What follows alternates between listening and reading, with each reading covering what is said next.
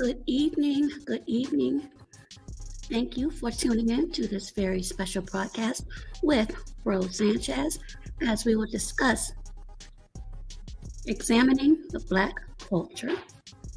We will begin shortly and a few housekeeping rules. All comments and questions are welcome, just as usual. Please be respectful and no spamming or self-promotion in this particular broadcast. So without further ado, we will be beginning shortly. And thank you to everyone that's joined.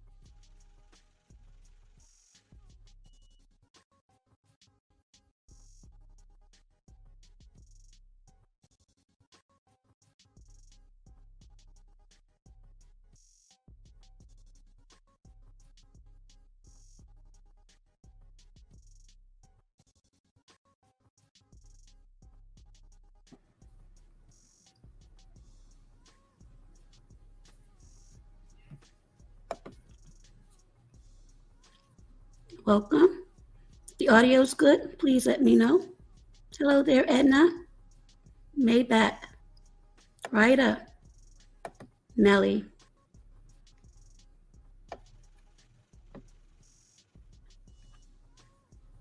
Yes. Audio good? Mic check, 1 2 1 2. I'm good on this end, sir. You? Yes, I can hear you loud and clear. Here I am with the cam. Awesome. Salute you. Welcome back and thank you. Most definitely. Thank you for having me. As always, it's a pleasure. Absolutely. You've been on fire this week. Yeah, this been one of I got a lot of events going on. So yeah, man. And then I got 2 platforms. It can pile up sometimes.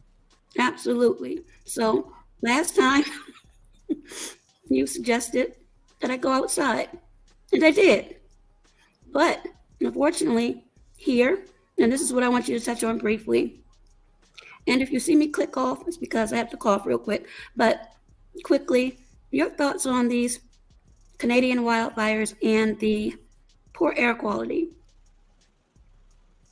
This is in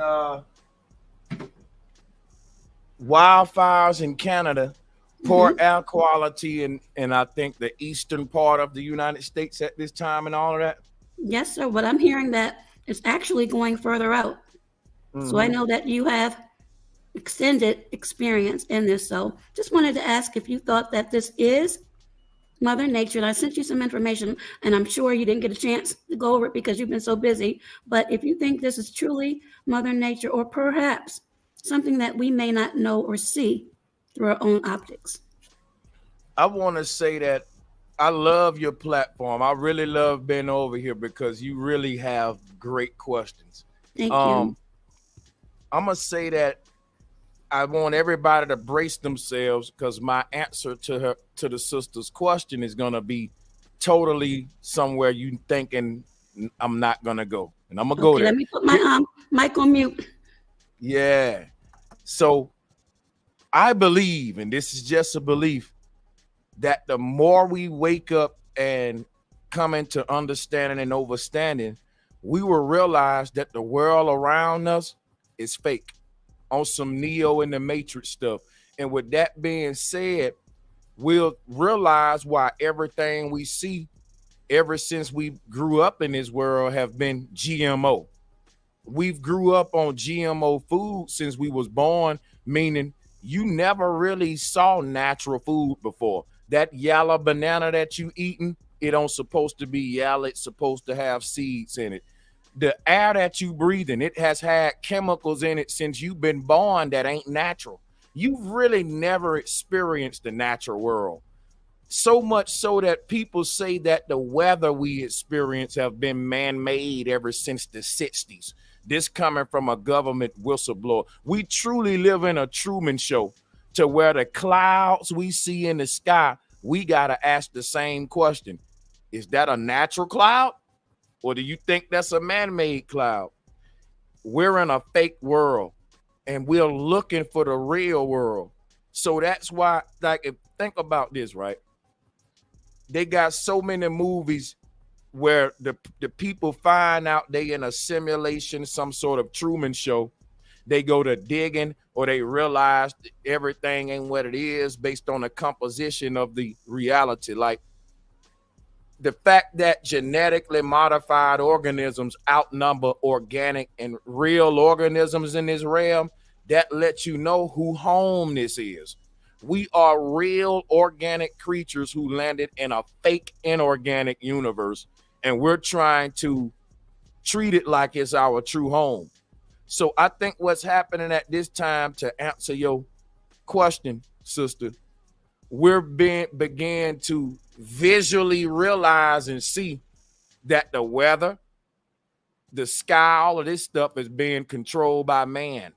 And what we're going to ultimately realize, as the more we wake up, more than that being controlled by man, we're going to realize eventually we're in a man-made universe right now that was created by evil ancestors, created everything from our body, which is why you can't take this body with you.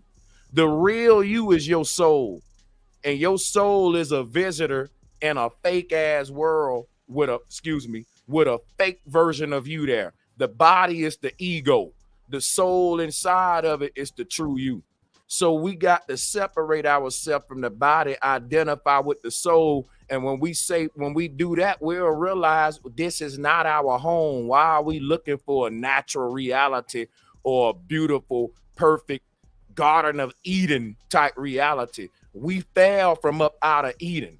We're not in a natural world. We're in a simulated world, what the ancestors call hell, Sheol.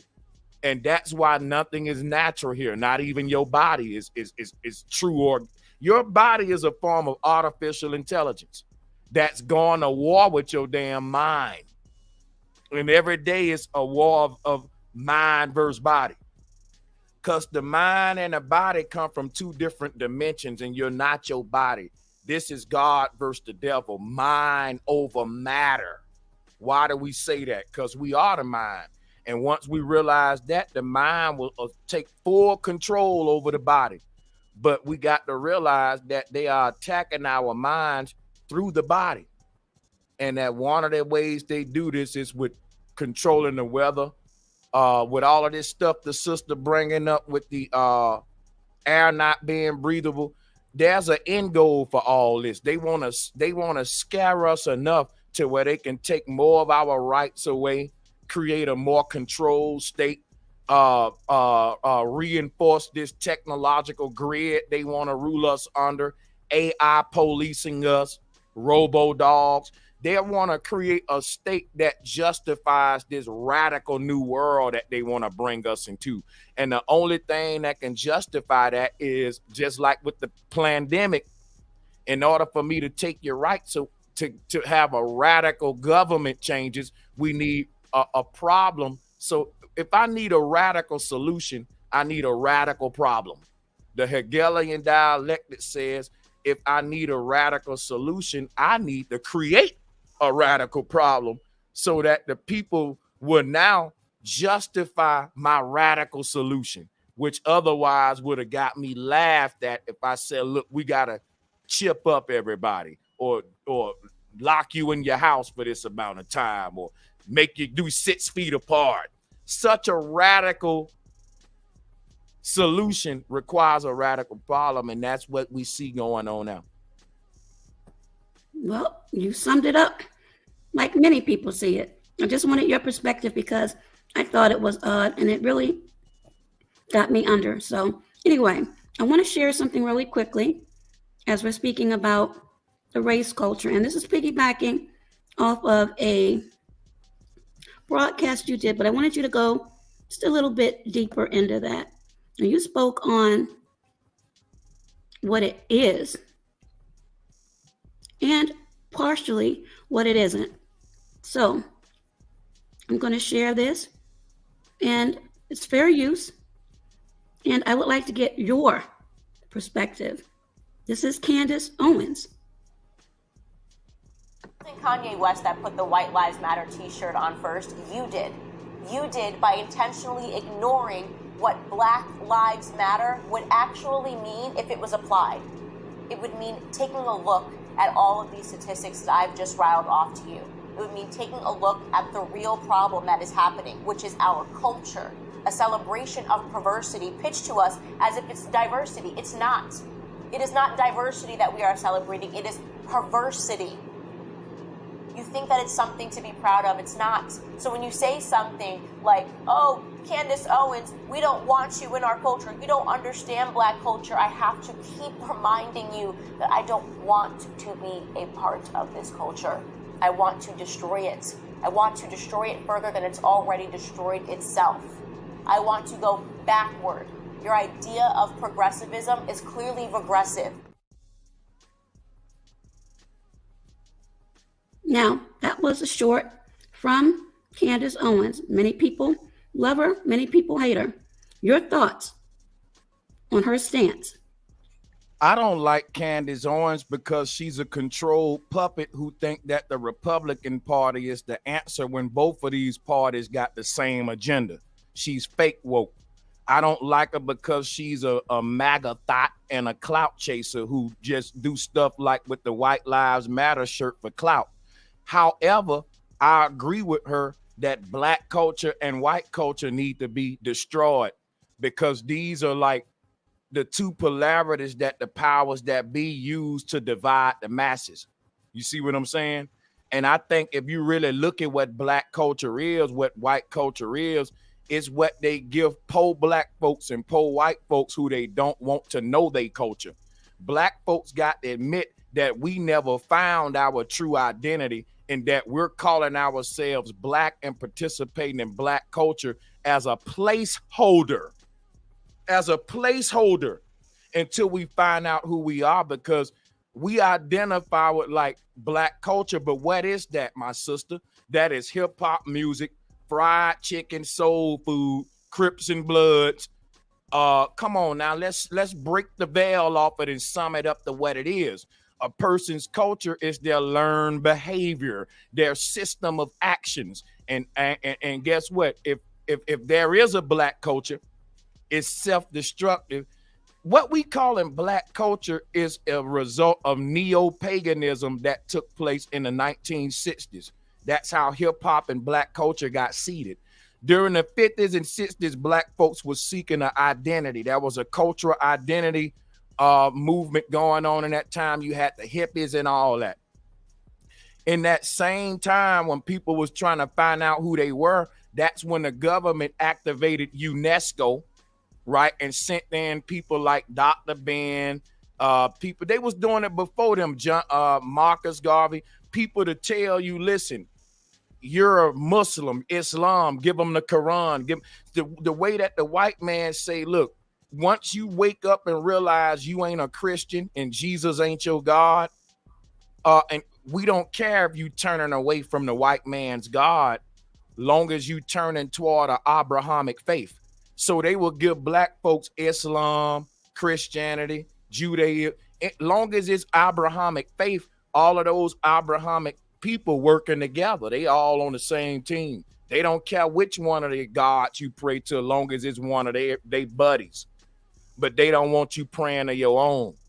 So what happened after the 50s and 60s, Black people became Christians, not Christians, I meant Pan-Africans, Hebrew Israelites, Moors.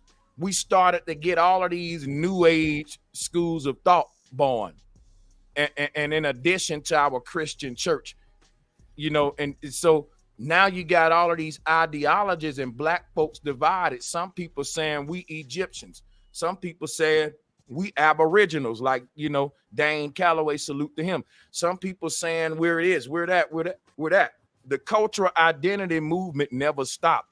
They just gave us all these identities to divide us. That's what they did to usurp that. If they never wouldn't have done that, we would have ultimately either figured out who we was or came up with our own grassroots identity. But we let these folks bring in Islam, all these different foreign schools of thought, and it just created a bunch of more ideologies to keep black folks divided during the time when we was trying to figure out who we was. Okay, I'm going to try to share the screen. I sent this as well, but I wanted you to do a quick dissection, if you would, and give me one moment. It's from a very interesting article, which basically mirrored a lot of what you said. And we'll see if I can get through it. If not, it's in the description. Here we go.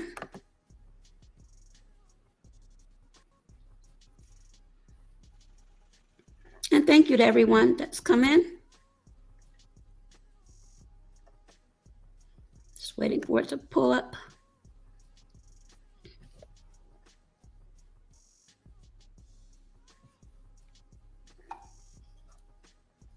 This is from the Daily Trojan. And it's entitled The Afterworld. White people take everything from black culture but the burden. And basically, it spoke a lot to what you said, and this is in the description for anyone who would like to read it, but I want to go down to right here.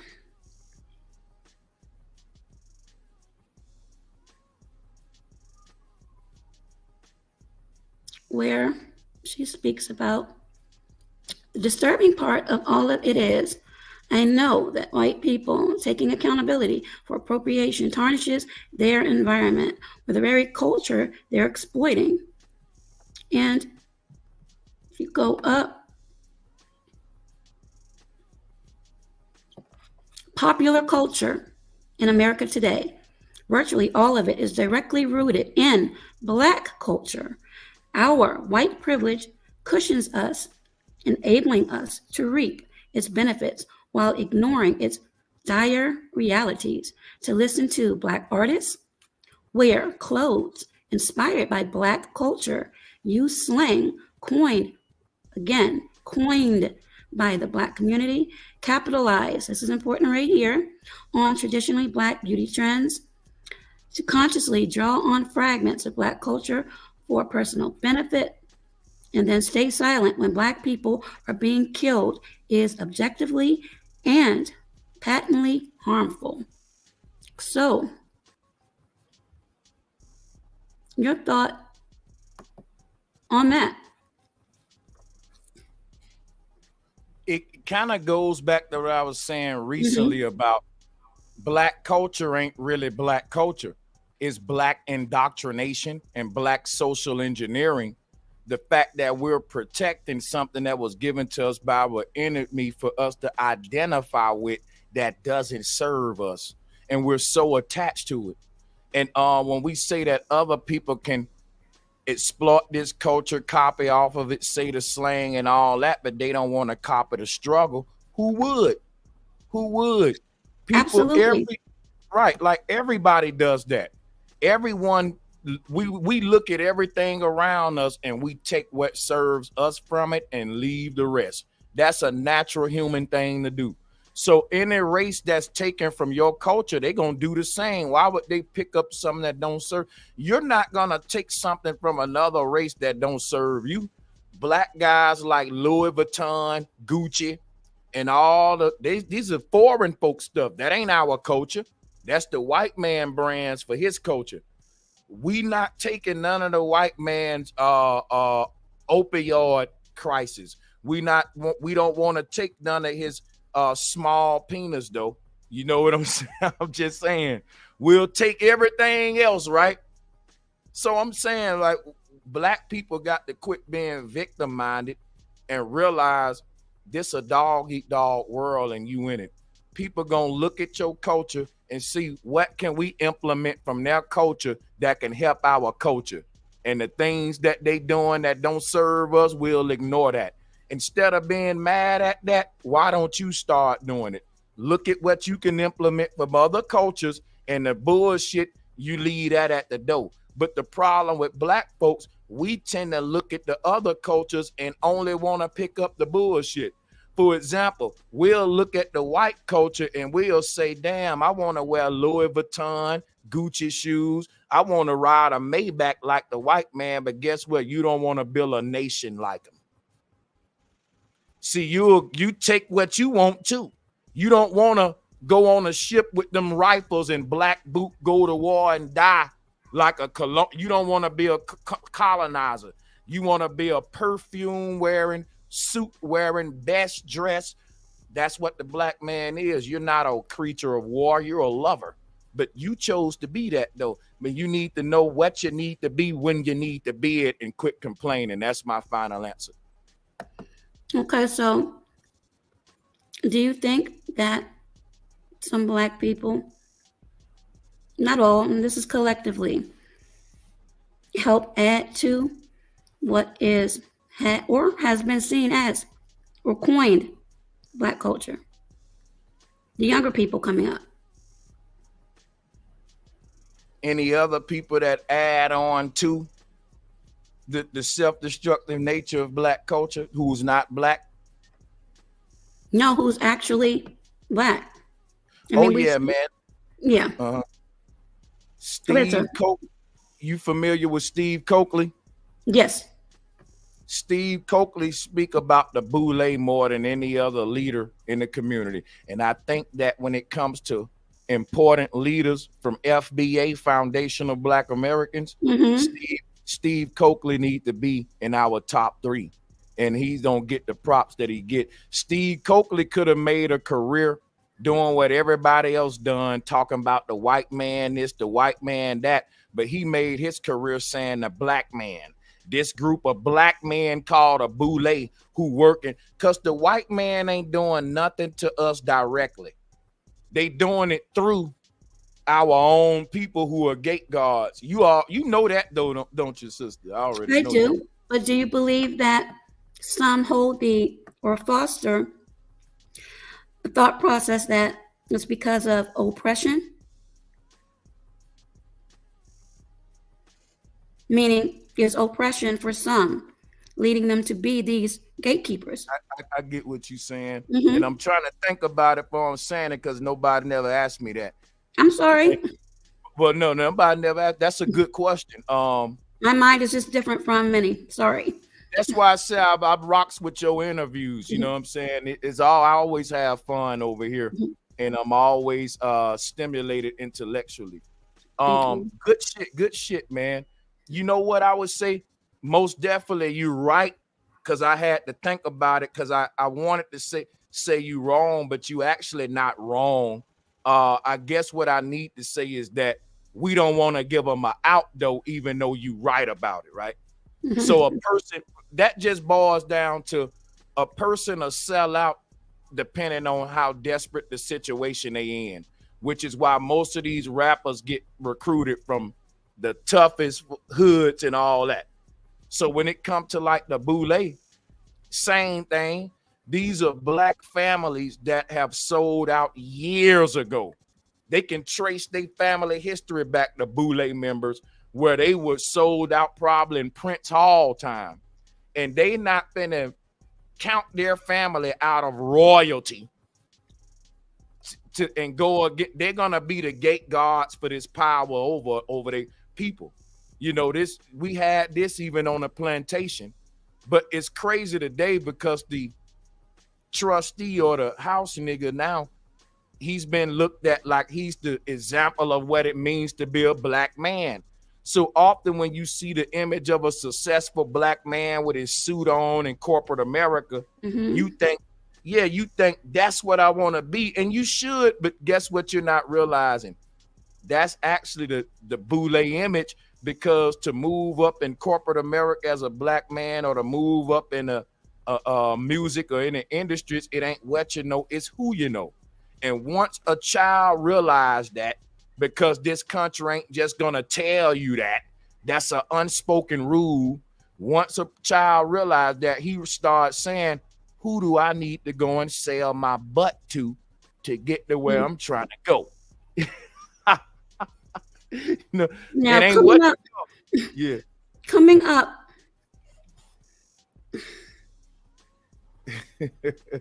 I'm sorry.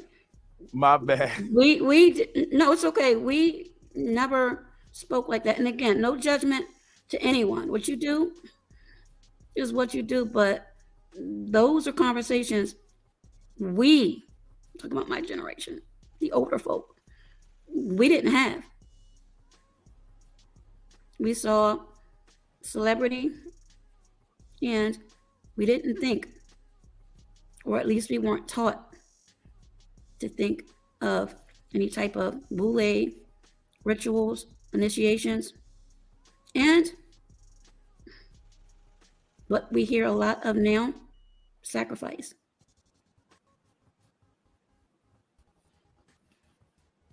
Yeah. And I think that's like a conspiracy word in our community today, and that's because of the boule. A person like Steve Coakley, who died young, and I think for a reason, because what he was doing, he brought up celebrity sacrifice, some of the taboo stuff. When people like that die who in that position, then the conversation now goes more and more into conspiracy, tinfoil hat. The new generation of boule and sellouts act like there was never a group of black leaders that pointed this stuff out about the music industry, and the sick stuff go in. They just ignore their legacy. You know what I'm saying? But yes, sacrifice is real, sister. It ain't no coincidence that every other black musician, they got the same story. Soon as I signed my contract, my loved one died.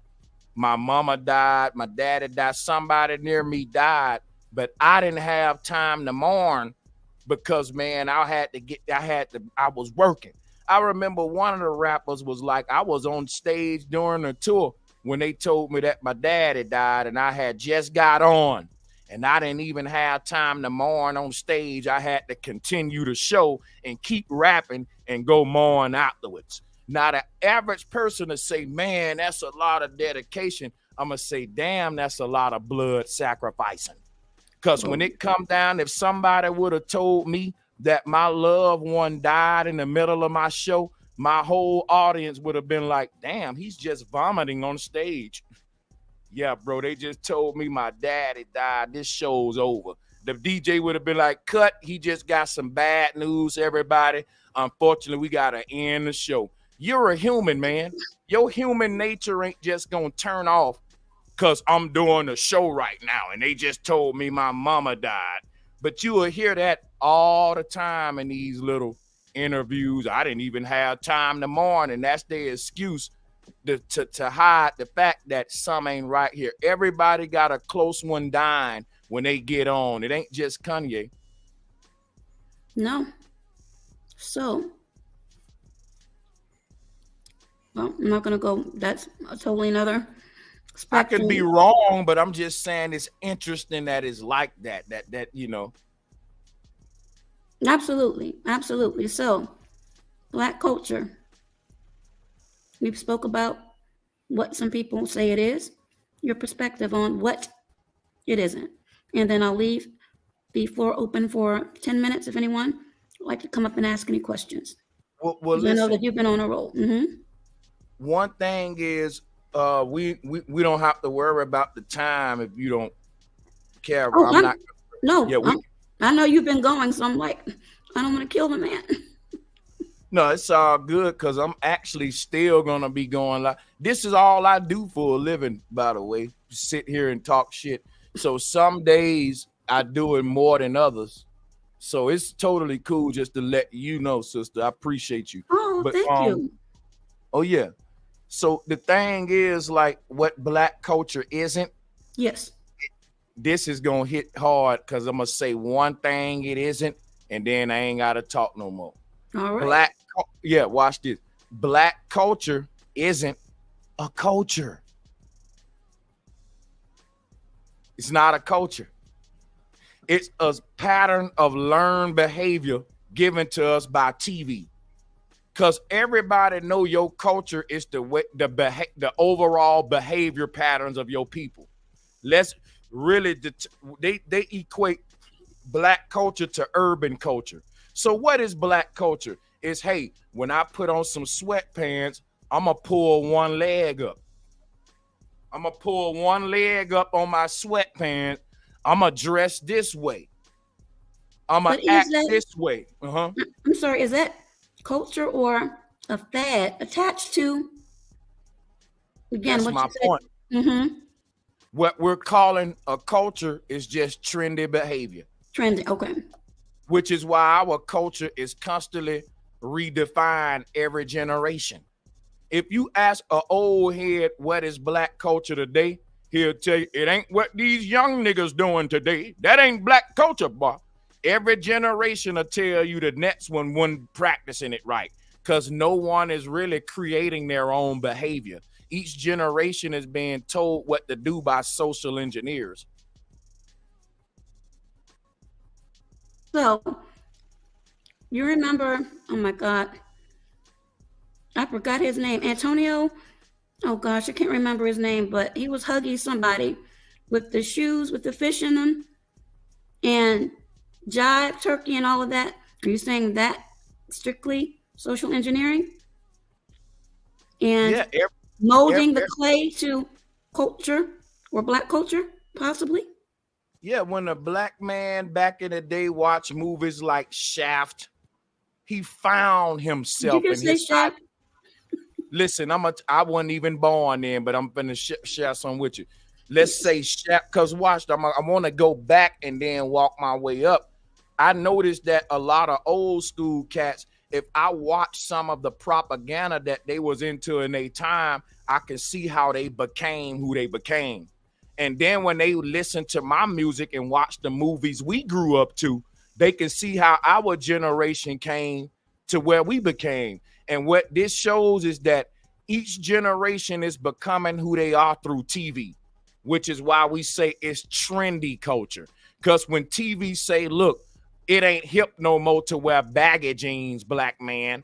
Now it's part of Black culture to wear tight jeans and dresses.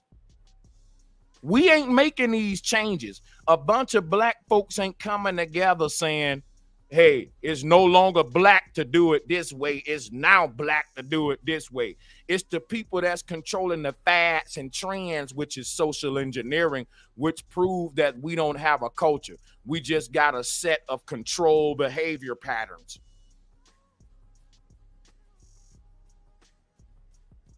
Okay, I'm gonna bounce this off of you. There are many people that have already secured the bag who are not in entertainment or the boule.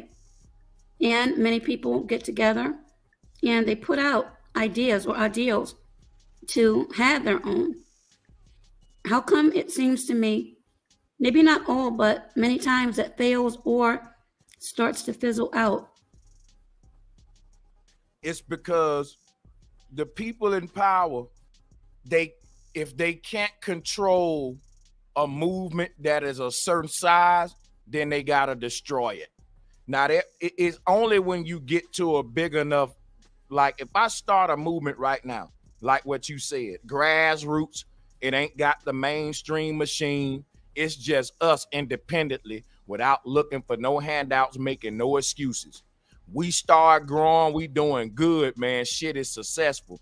The moment we get to a certain tax bracket, you're gonna find all kind of war being waged on you. They're gonna keep you in a certain area. If I can't control your growth, then you just don't grow. Because the way these people in power look at it, We can't have you walking around here as this big entity with all this power and we don't control it. Who do you think you are?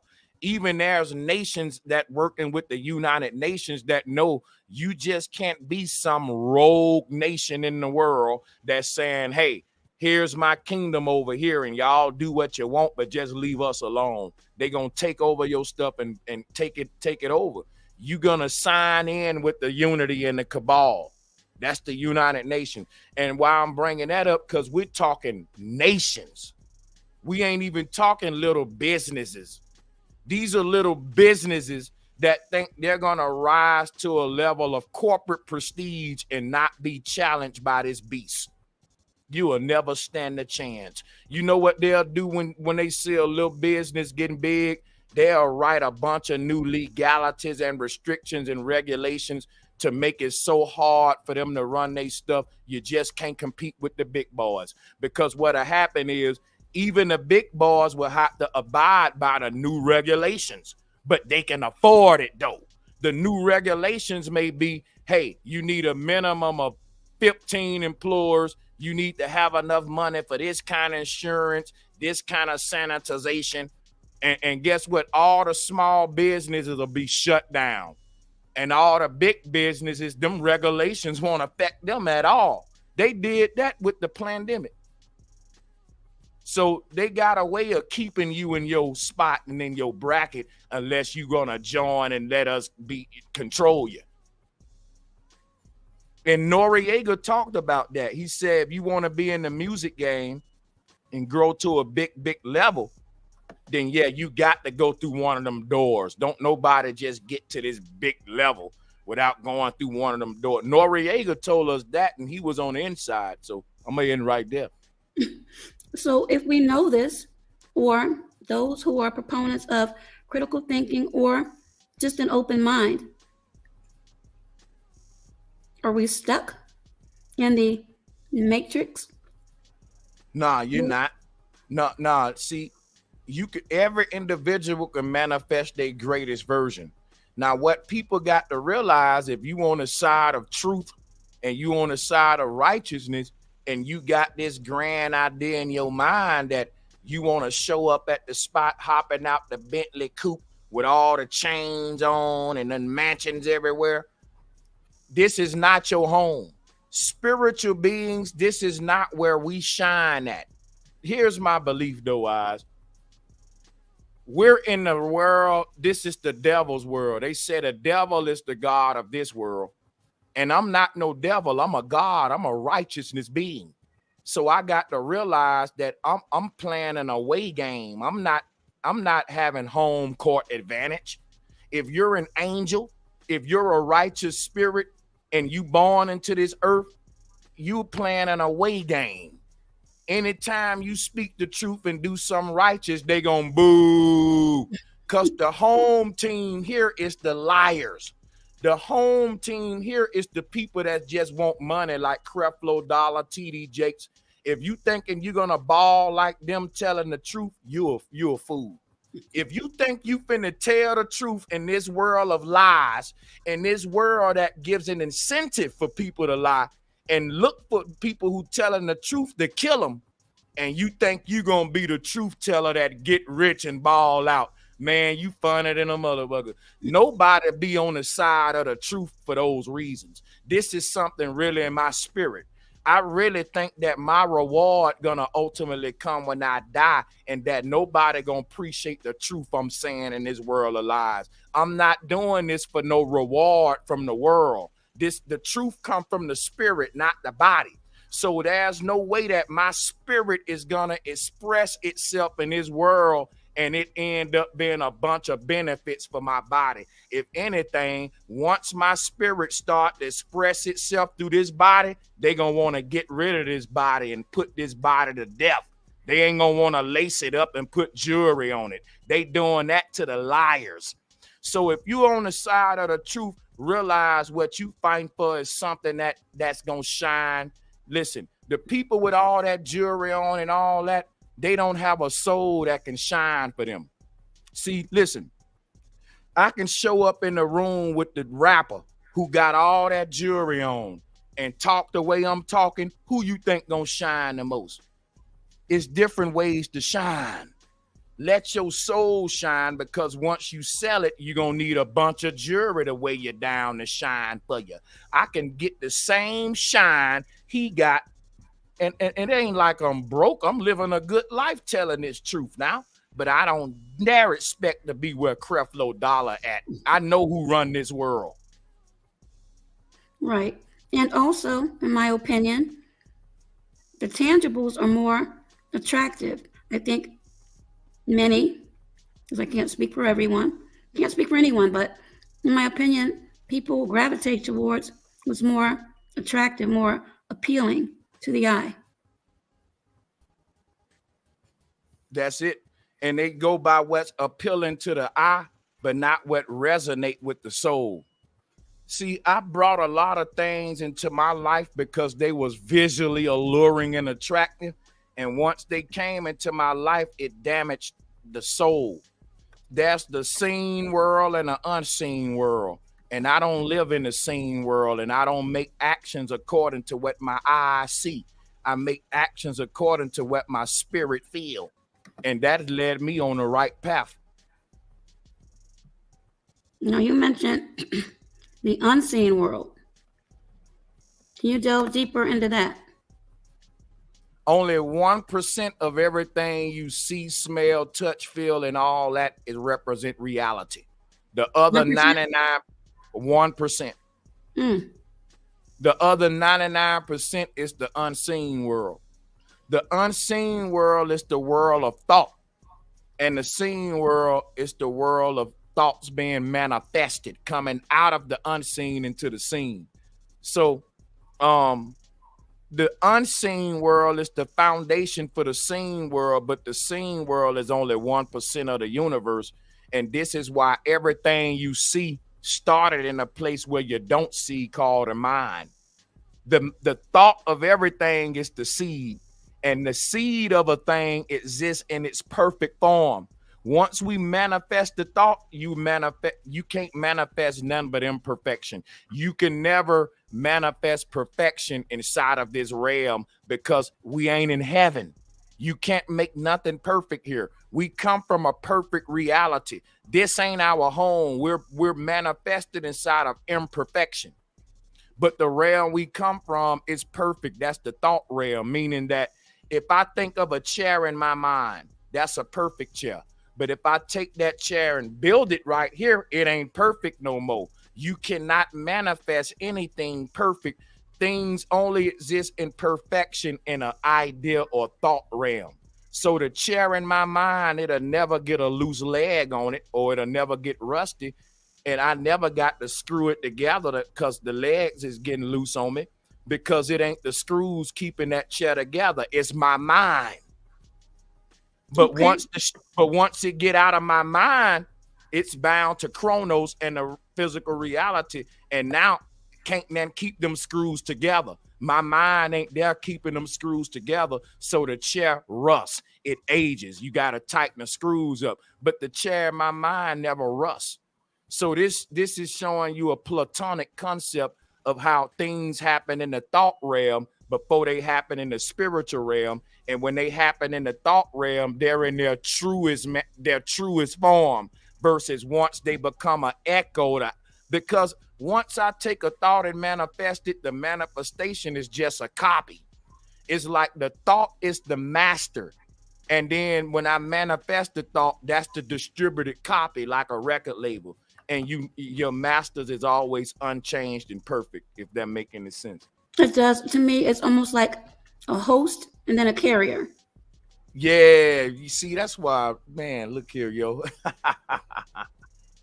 I know a little something. So to piggyback over that manifestation, would you say then Maslow's hierarchy of needs, is that just mental?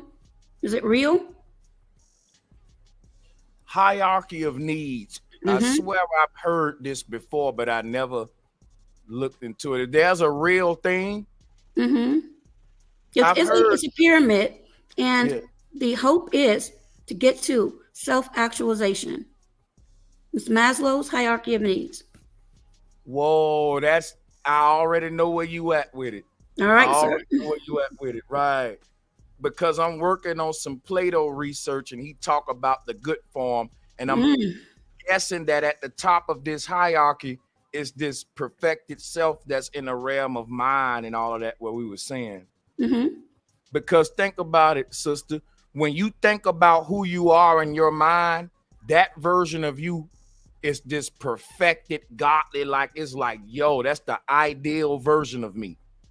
And when we say the word ideal, if we take the L off, it's just mean that's the idea. The idea is the seed. But once you, the idea, manifest into the body, you will never be like that's what Plato was saying. He was saying the idea of yourself in its perfect form, even though you may never reach perfection, you will reach indefinite levels of greatness and blissful incarnations just by following and trying to manifest the idea of yourself in the flesh. Because think about how deep this is. How I see myself in my mind is a version of myself that is healthier, that is less I'm a better version, but to go and be that is different. So it's like we never have that's where I'm at in my life, sister. But what the average person, they will have their favorite rapper, favorite entertainer in their mind, and they will strive to be something they ain't, instead of them trying to compete with the version of themselves in the mirror versus the version of themselves in the mind. They're just trying to be their favorite rapper or idolize some celebrity, so they're not even really in tune with this idea of they don't even know who their potential or who they can be up here to even strive toward it every day, because they're strive toward trying to be a false persona based on Hollywood and all that. You know what I'm saying? Right. You mentioned a very important word, and I'm getting more into etymology, but idol. I know how you feel about the Bible and other teachings, but idol and idolatry. Your thoughts on that? Meaning, worship. When, okay, other people can look at models of other people maybe as a blueprint as to get there, but in my opinion, sometimes that could be dangerous if that is your only focus. Meaning you can have a guide, but then you have to use what's within and make your footsteps. Yeah, like our only purpose for looking at other people is to see what we think can work for us based on what worked for them.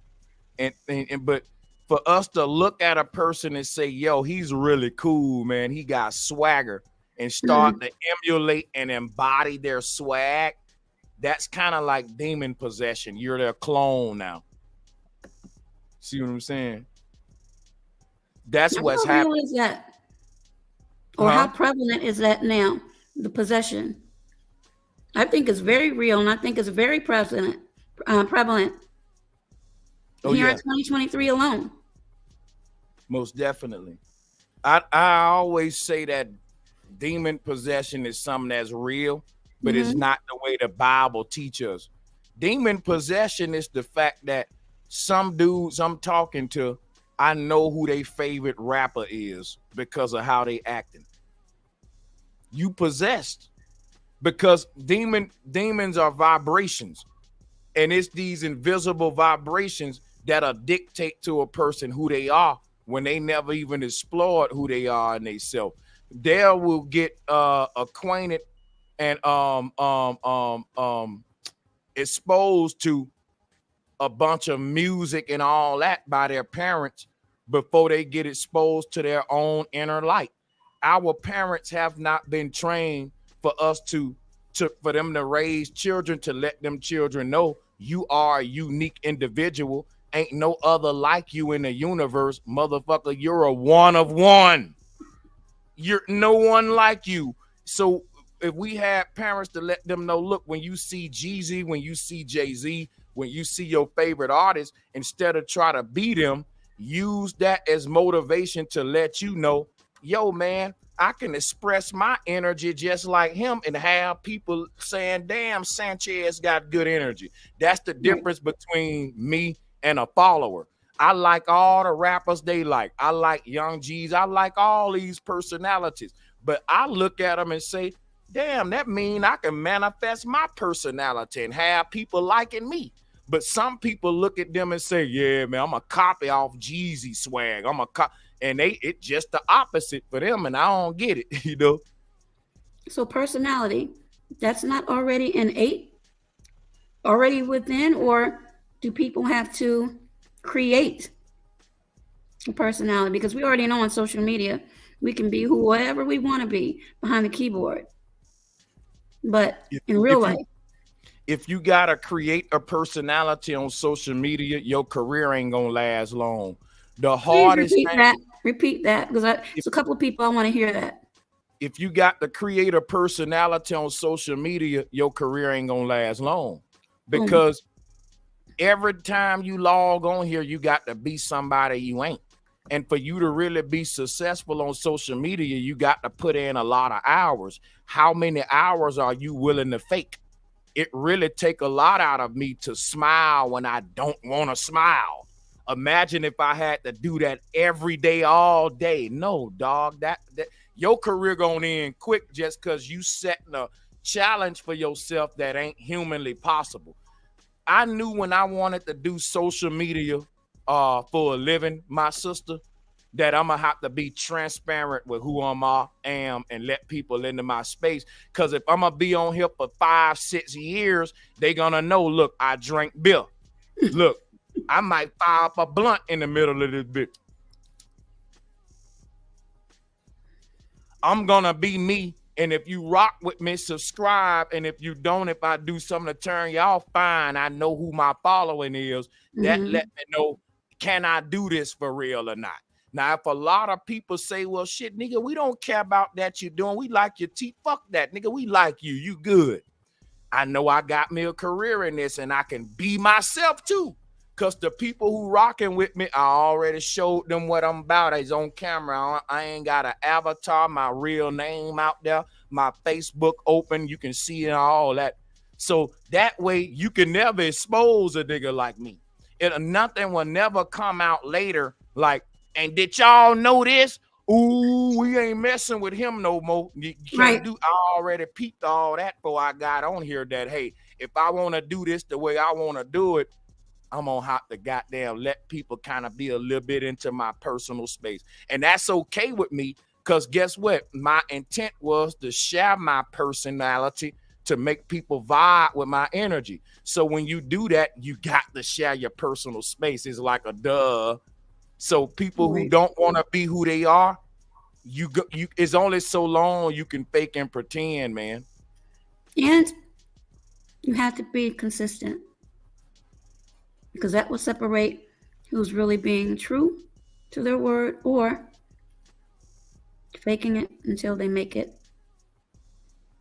in my opinion. Like a lot of folks be telling me, man, when I get my money up, when I get fresh, guess what they be thinking about, though, eyes? It's sad. It's a lot of folks saying, I don't want to go live from my phone. It ain't the iPhone. I want a good image. And I don't want to start going live till I can have on a different outfit every show, until I can do this and get this kind of lighting and get my chain on and get the bro. This YouTube shit is about your message. It's literally people out there that got a black screen when they go live and they got 5,000 people watching them. They got a black screen. You don't see nothing. They message.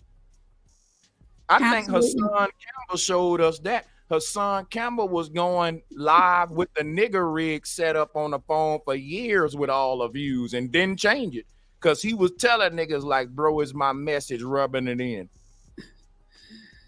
Be careful of your circle before they hurt you.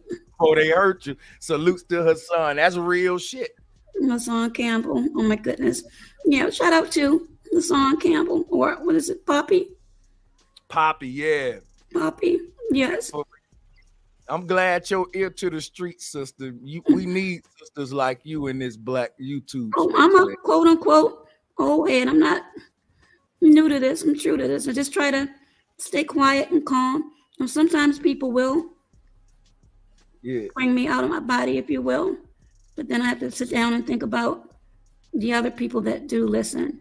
But I mean, it's people, like you said. Now I'm gonna go back on something that might stir you up, but I'm for it. I'm not asking for smoke, but you know that last time we talked, I told you that I'm a believer, and I am, and I believe you said you are too, and you believe that you're your own God or you're your God. Now, do you believe in heaven, purgatory, and hell, or no? I'm opening up a can of worms, but that I've always wanted to ask you that.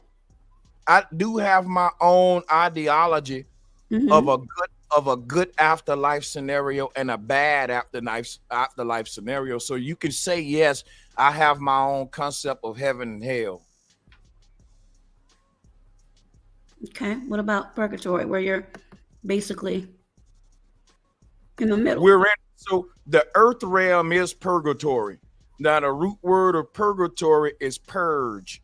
This is where we come to purge at. So what happens is our most high form has an infinite amount of righteousness that it want to express through the earth realm.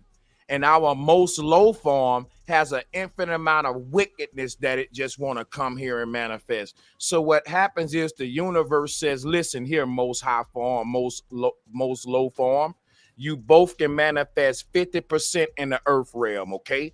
You most low form, you can manifest 50% of your bad. You most good, 50% of your good. Here we are now as humans doing good and bad in our life. But there are realities up above where you won't do 50% good and bad.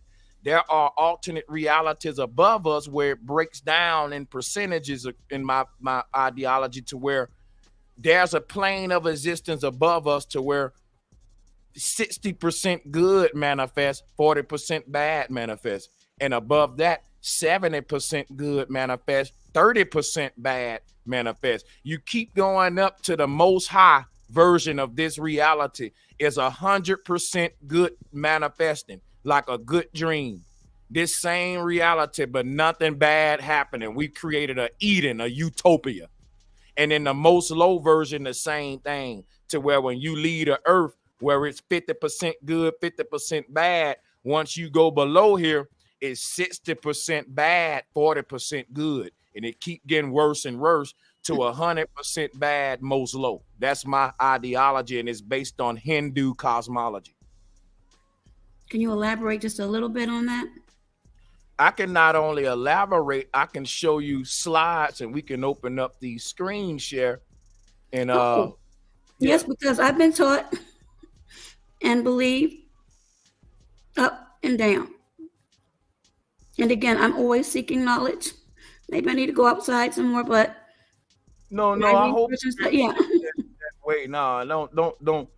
Nah, you a very enlightened sister. I'm gonna show you something. When I was saying go outside, I'm pretty sure I said we. I ain't just say you. Oh no, but you were right. But nah, salute. Well, I listen. I listen. I don't get uptight because again, I seek knowledge and truth. So I'm gonna give you some truth right now. Share my screen. Yes, sir. Here is Vedic cosmology. They ain't the only ones with this. This is all over. This is an experiment you can do, by the way. Let me show y'all something before I even get into this, because it's best to go show the science before we get into the cosmology so you can see the experimentation. Okay. Each of these magnets is a earth realm stacked upon each other. Where separate them is a invisible magnetic energy field in between all of these. So those invisible energy fields were called netters.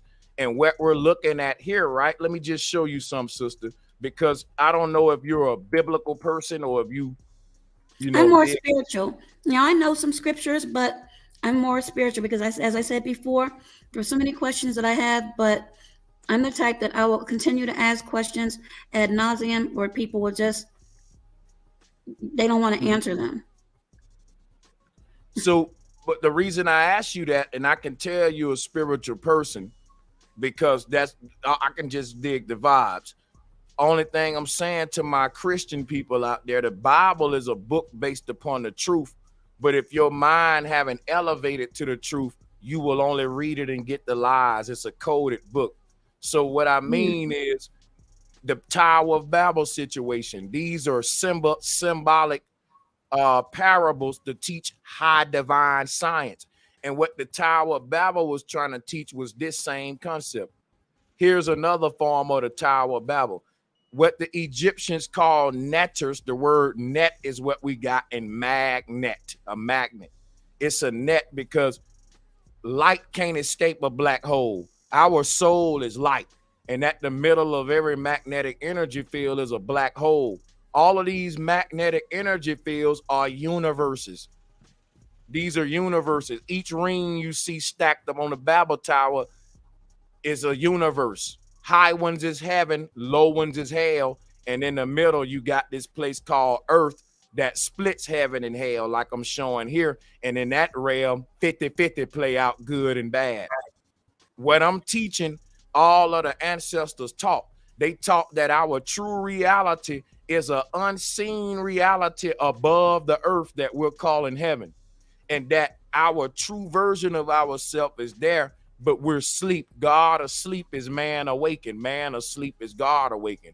When we fell from Eden, it was the same concept of falling asleep.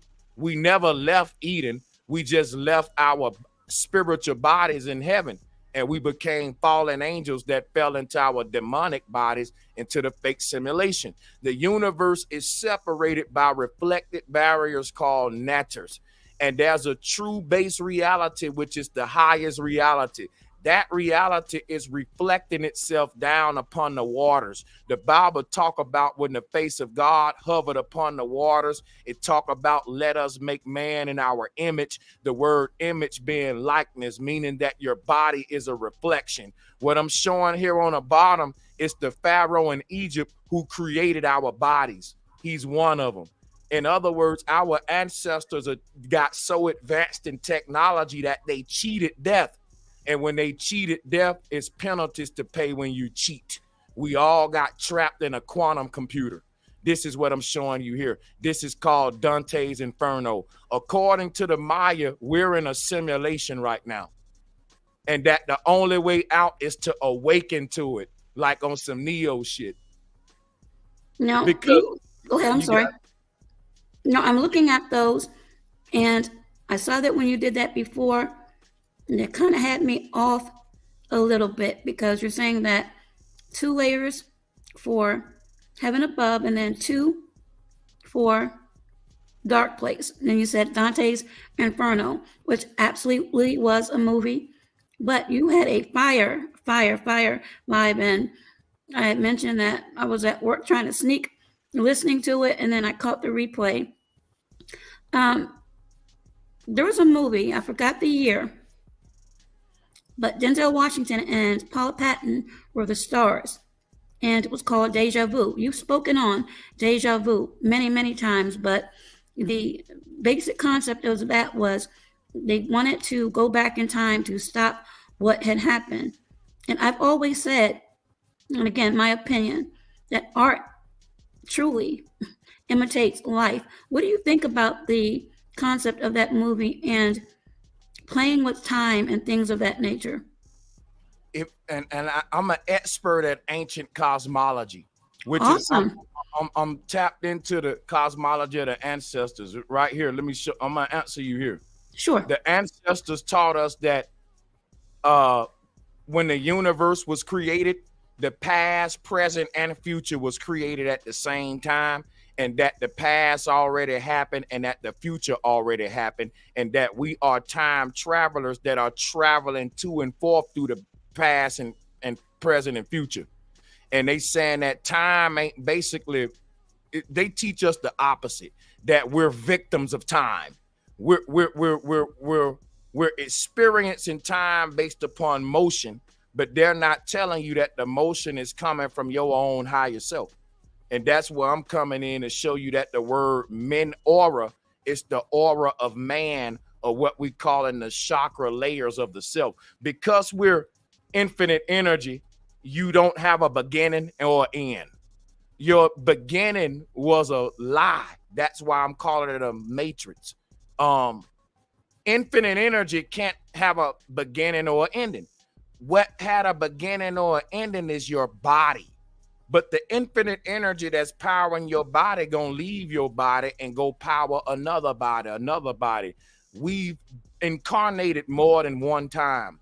The problem is we've incarnated into a universe now that strips you of your memory.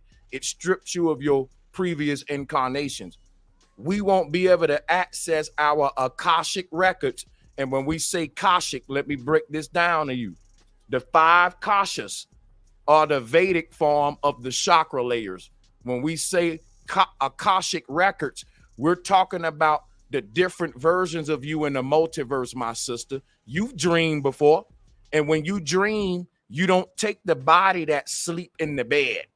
The version of you that is walking around a dream realm, it had its own birth. It had its own childhood. And when you dreaming, you don't even have no connection to the memory of the person that sleep in this reality in the bed. When you in that dream, if I walk up to you and say, hey man, there's another version of you that sleep in another universe that knows about a bro Sanchez and you a flat earther and all that. If I walk up to you in a dream and say that, you'll be like, bro, you sound crazy. Get out of my face. You're a crazy man. But when you wake up, that's when you tap into your history in this body. You remember your childhood in this world. You say, mama, I was sleeping and a dude came up to me in a dream and told me I was sleeping, but I didn't believe him when I was dreaming. But why do you believe him when you wake up? This is what the Hindu was saying. They're saying you have different other versions of yourself in alternate realities. The doctor told you that your daddy ejaculated several sperm cells, not just yours. Your daddy gave a bunch of copies of you, and each one went into a different alternate reality and had a birth and a childhood. You go to those other versions of yourself when you dream. And this is what the Hindu teach us right here. And they tell us that there are some versions of the self that exist in future universes. And because all of these versions of yourself are yours, you are a spiritual king with inheritance of land and space that you ain't claiming, because you got places you can go other than this world. You can leave this thing and go to another reality and say, I'm not coming back to that world. And your body in this world will be in a vegetable state. They'll put you in a hospital. You won't be dead. You just will be asleep. And the doctors will say, we waiting on them to wake up. And you can be a vegetable here indefinitely. But guess what? Just because your body sleep to us, man, you in a whole nother world in another body doing your thing. You know what I'm saying? So that's the universe said is layers to the self. And that on all of the dimensional planes, the self is there. In fact, the word self is just the word shelf. The self is on each shelf. There's a version of you in each dimension, because think about it. The real you is in the base reality, but this reality is like inside of a mirror house.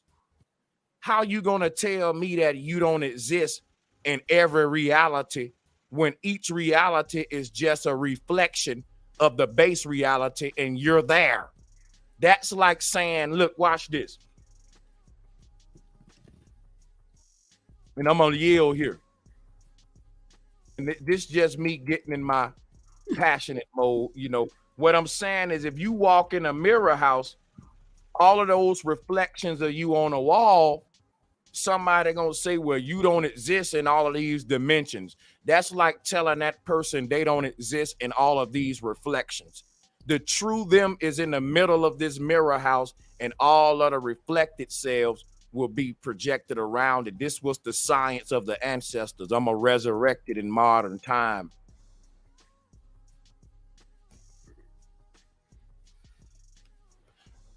I want to stop there so I don't be too long-winded and give you something to break and digest.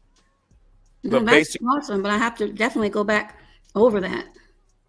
Yeah, the pharaohs create, when they said that, are you familiar with the pharaohs in Egypt trying to achieve immortality? Not immortality, no, sir. Yeah, that's one of the main things about ancient Egypt. Ask your chat room. I bet you they drop ones. Watch this. If you in the chat room, if you familiar with the ancient Egyptians trying to cheat death and achieve immortality, drop a 1. They'll show you that this is a staple of Egypt. But the reason I'm bringing it up to this day, when we talk about mummies, excuse me, I'm sorry. We talk about the pharaoh getting up out this golden tomb and walking again on earth. And people been waiting on him to get up for years, but he never got up. And the pharaoh, what historians say, the pharaoh achieved immortality by making us still talk about him today, and that the golden tomb is just the pharaoh's way of preserving his identity and making himself immortality. But what I'm saying is that the golden tomb is literally a quantum computer, and they lying to us. The pharaoh achieved immortality. That's who the Bible is saying come up out of Egypt.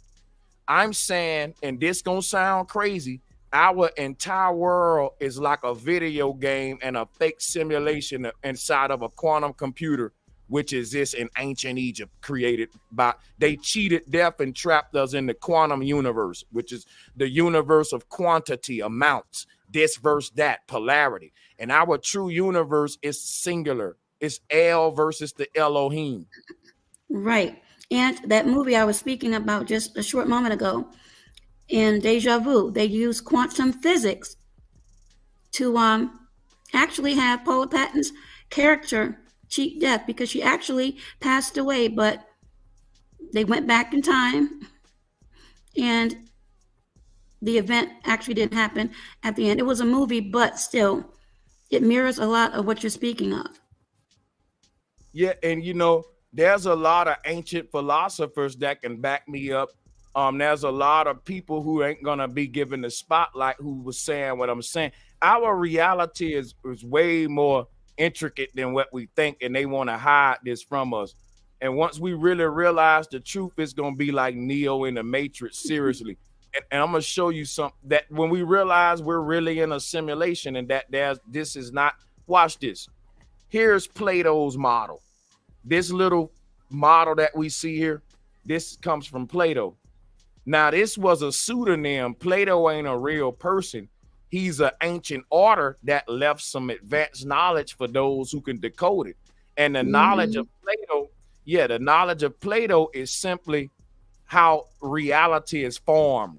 He's all about the forms, and his name is Plato. Think about that. That's kind of a play on words, Plato.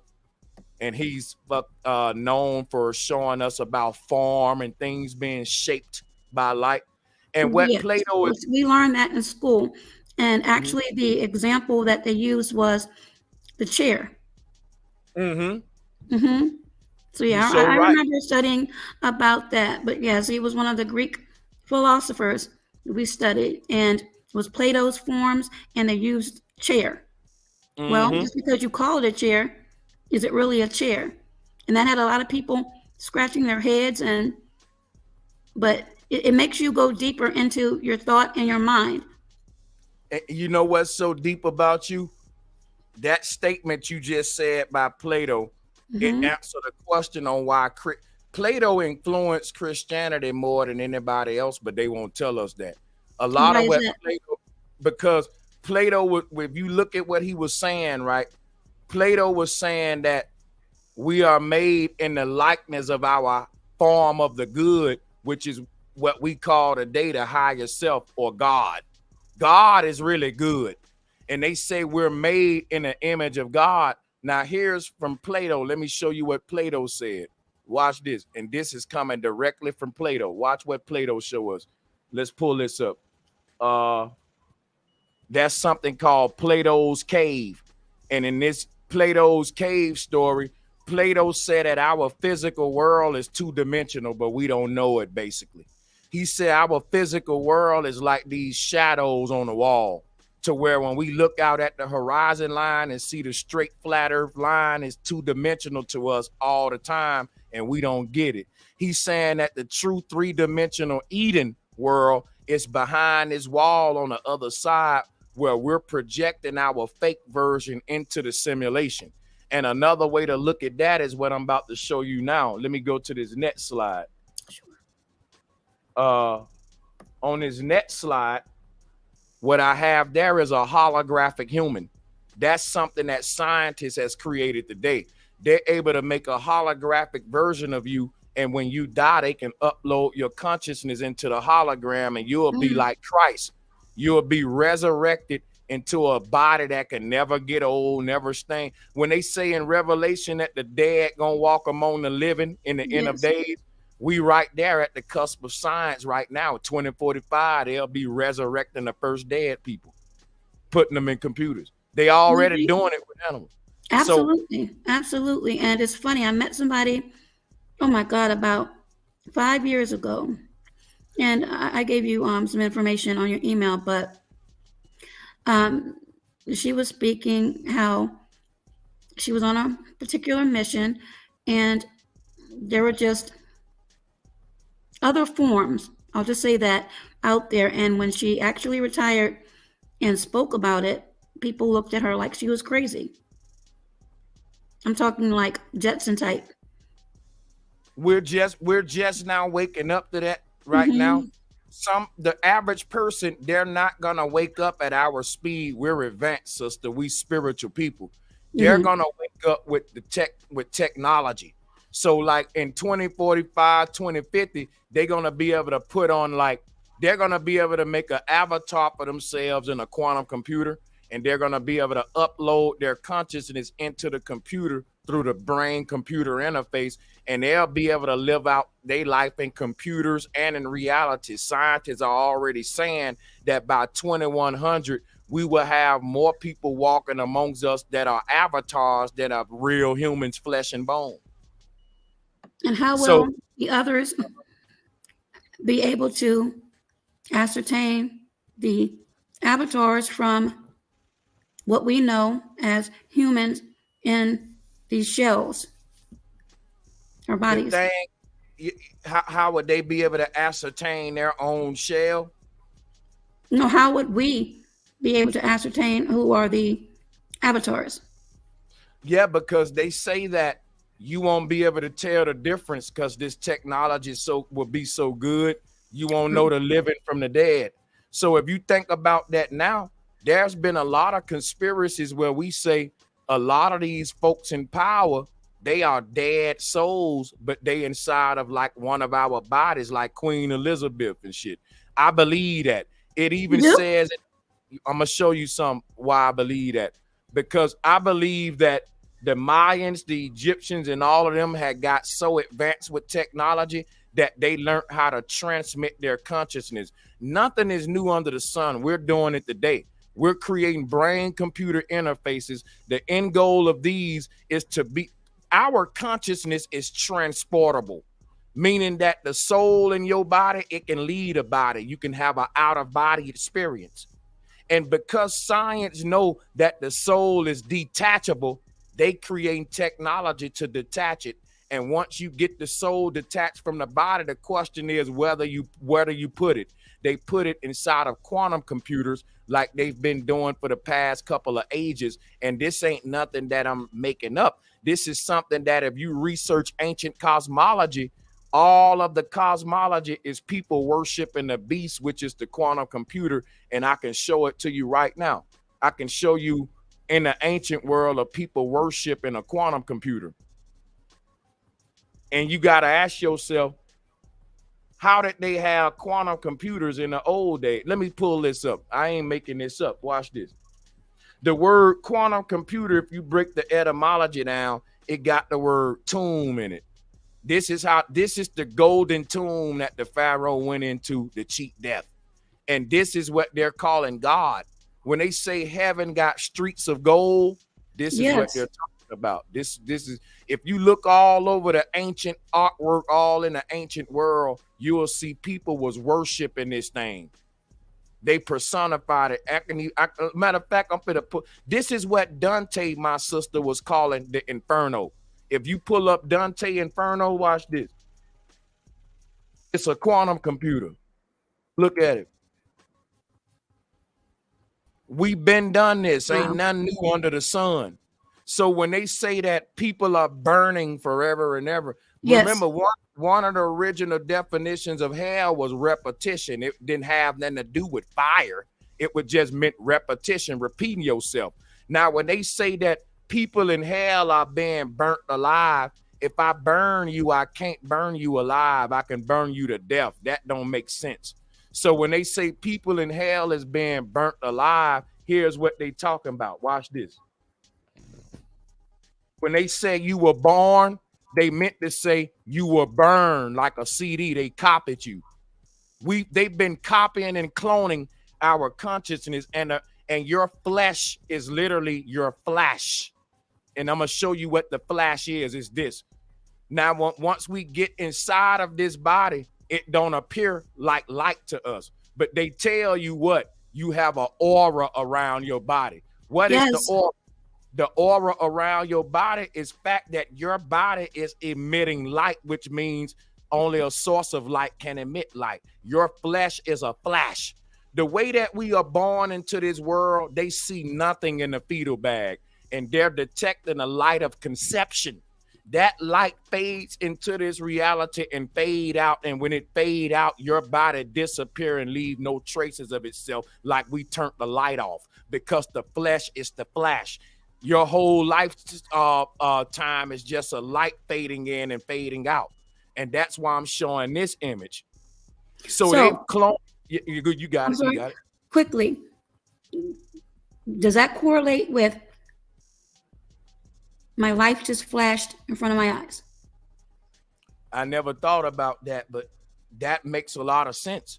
A lot of terminology we use, it like when we say that child been here before.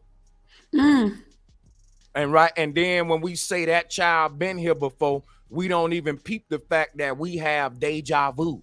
The Mayans, the science teach us that time is a line, my sister. Let me cook for like a minute. I'm gonna show you something. Science teach us that time is a line, and that tomorrow is an empty page waiting for us to write it. If that's true, you would never have deja vu. Anybody that ever had deja vu, that back up what the ancestors said that the future already happened. And the experts at Berkeley Institute, right, have studied this for years. And guess what they concluded in the 80s? That we can remember the future like we can remember the past. They didn't want to call it deja vu though. But that's an article. They wrote about this and talked about this.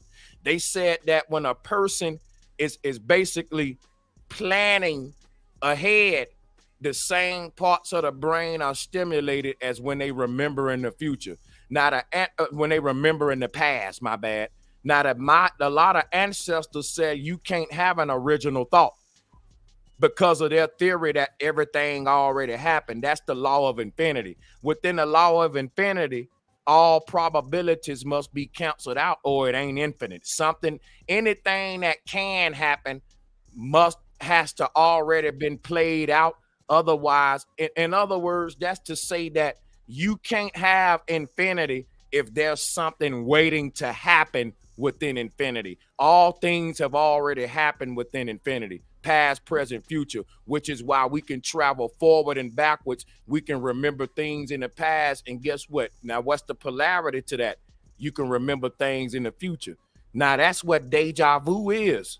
Now, there's some people on this earth that they call prophets, who they said was able to predict things. Even science today, who deny deja vu, will still sit there and cake with the Bible theologians and say, we don't know how the prophets was able to see the future. And even modern scientists will say that on these documentaries. and they'll make it a big mystery about how they able to predict it, even from Nostradamus. But guess what? People back in the day had harnessed their deja vu skill. This is a skill we got. Like I said, an ancestor saying that the past and present and future was already created. This was an ancient skill that they didn't teach us to harness, where if you was born in certain tribes, you would have mastered that since a baby, and you would be what's called an oracle, a teller, the people that can do it the best. They get that actually a rank system in our old tribal systems for this ability.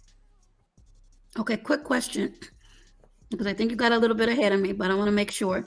Did you My say, or no, it's okay. It's a lot to absorb, but I'm hanging in there. Did you say that we cannot, or we can't, there's no infinity because we're waiting on something?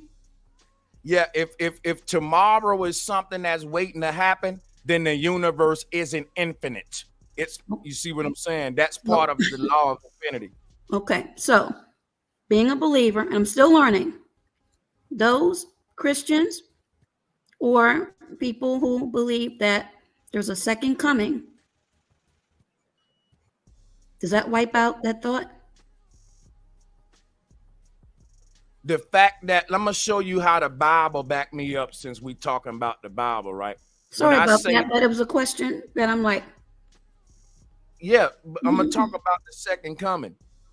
Christians say that they can predict the second coming up to the T, because all you got to do is read the book of Revelation and see the events unfolded, and the Bible will tell you when the time of Christ is nigh, because it say the Antichrist gonna come, stuff gonna collapse, the famine's gonna come, all that. So now watch this. Now the Bible tell you it ain't nothing you can do to stop prophecy.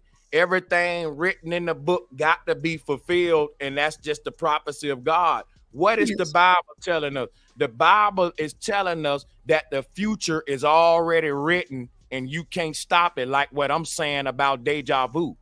The Bible was written during a time where people knew what I'm teaching, that the future already happened, which is why they said everything in this book gonna be fulfilled, because guess what? They knew the script. Our life has been repeating itself over and over again. That's what hell is, repetition. This version of yourself in this world is like a song that's on repeat. And if you want to rise above this version to your higher versions, you can listen to better versions of a more refined version of yourself.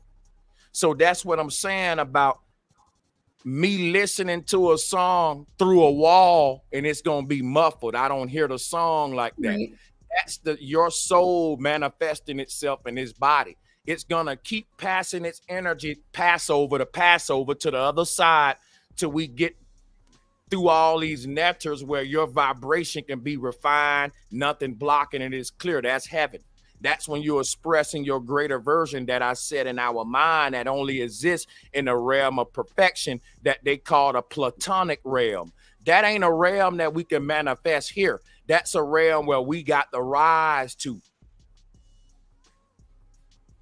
Okay. Out of here. So that's the whole thing about going to heaven. But even the Bible tell you, like, everything written that's going to happen is already written. It was written in the beginning was the word, and you can't change the word. So I don't even know why people pray and ask God to change anything about their life, because the ancestors had another thing. They said, look, everything happened for a reason. Go out there, follow your heart, and do you. And instead of complain about what's happening to you when things go wrong, remember everything happened for a reason, and just try to figure out the reason it happened versus complain that it did happen. And that was the mentality that the Mayan lived by. Look where it led them to be gods. It led them to be in a spiritual state we yet to get to. They weren't excuse makers or victim-minded people. They lived spiritually. They knew the laws of this place. They weren't trying to manifest heaven here. The Maya was saying the ultimate goal is to leave here, and the Bible incorporated that by saying the earth is not our home. I'll definitely have to do my research on that and ask some more questions, which will probably be ignored. Plato said we are not our body, basically, we're our mind. The body say that too. We're not our body, we're our soul, because the mind and the soul and the consciousness are synonyms. Everybody's saying Absolutely. the same thing. Yeah. Yes, because the mind is mental, but the brain is physical. So we've been taught. You got, hey, that is big facts, you know, and that's something that people need to peep while we say mind over matter. The one that's creating the ideas is the unseen one, the Egyptian called Atum Re, the most high, the unseen one, the hidden one. That's the mind. The seen one is the body. That's now the one that's manifesting the will of the mind. And that's the only way you can actually see the mind is when the body manifests the thoughts in your head through itself. So the body is an instrument like an avatar in a video game that the mind is using like the grand puppeteer, but you're not the body. You're the one saying, I want to go eat some out the fridge, but you're not the body that's actually doing it. And when the mind lead a body, it's going to still manifest will in other forms, according to Plato. Absolutely. And you just said Platonic, and it's funny, Platonic. But I'm looking forward to your studies on that, because you really go deep into that. Like, really deep. I really appreciate your encouragement, your you know what I'm saying, compliments, because I put a lot into it. And Yes. Plato deeper than I thought. And you know, if there's anybody on your side that want to click the link and come up and all that and join, you know, that'll be fire too. Okay. Salutes to you for doing this. Everyone, this is Bro Sanchez. He's offered you all to come up. Click the link. We going real deep, like we deep diving for real. I mean, I have more, but that's for another time, because I need to prepare and make sure my questions are in tune, and I know a little something before I'm out there just dangling. I got you. I appreciate it. No, I appreciate you. So tell everyone a little bit about yourself who may not know about you and what you have coming up, your event. Go ahead and know. Only right you, though. Now, no one else, but Bro Sanchez. I got you. All right. What I got, let me see. Let me pull this up. Yes, sir. So what I got right now at this time is theory of forms.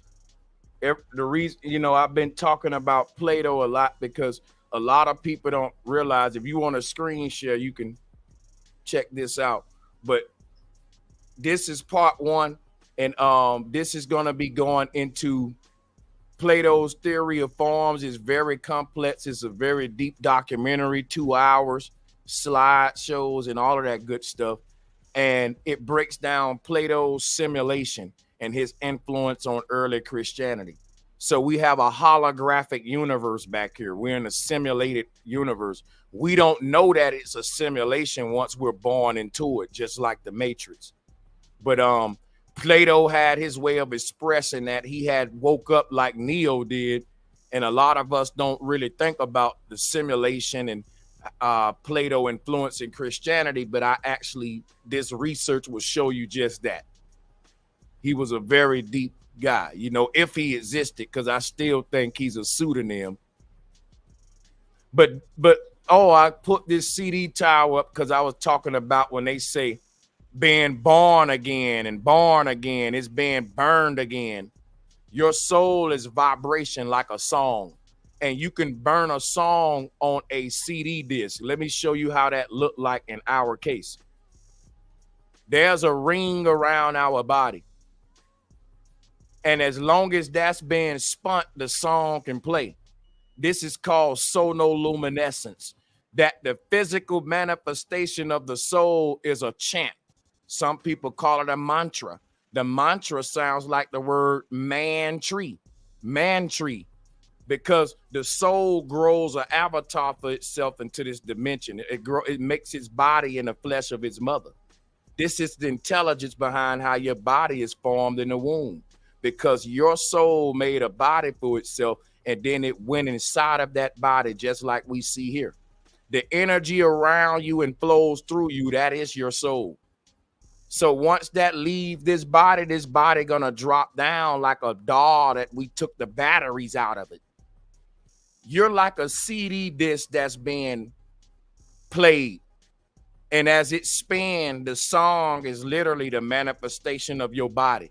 And when the song stops playing, it fades away. And the fading away of that song is the slow decomposition process of your body, all the way to the last note, to where we can't hear the song no more. But that don't mean the song stopped playing. It just means it left our visible spectrum. This is called death to the ancestors. No one dies, they pass on. That's different. We pass on and pass on the vibration like a ripple effect. And this bubble around the body is like a mold that's compressing physical matter into a form. This is what's making you right now, sister. And once this energy around your body leave, your body gonna break down and decompose and fall apart like some ice cream melting on the concrete, because it's this energy around your body that's serving as a vibrational mold to keep physical matter compressed into what we're calling Bro Sanchez. So yes, go ahead. Quick question before I lose my thought. Shout out to the mail ticket. So the CD,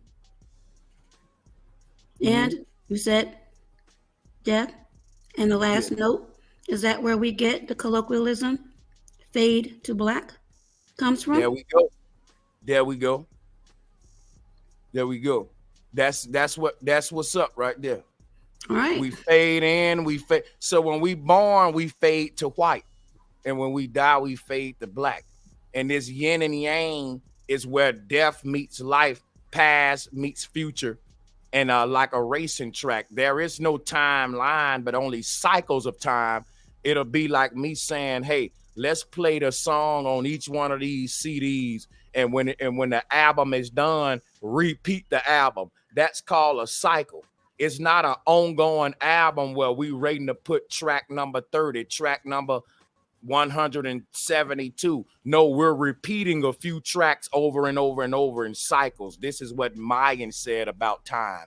But Pope Gregory give us a line to throw us off so that we don't see about deja vu, time travel, and the real secrets about this reality.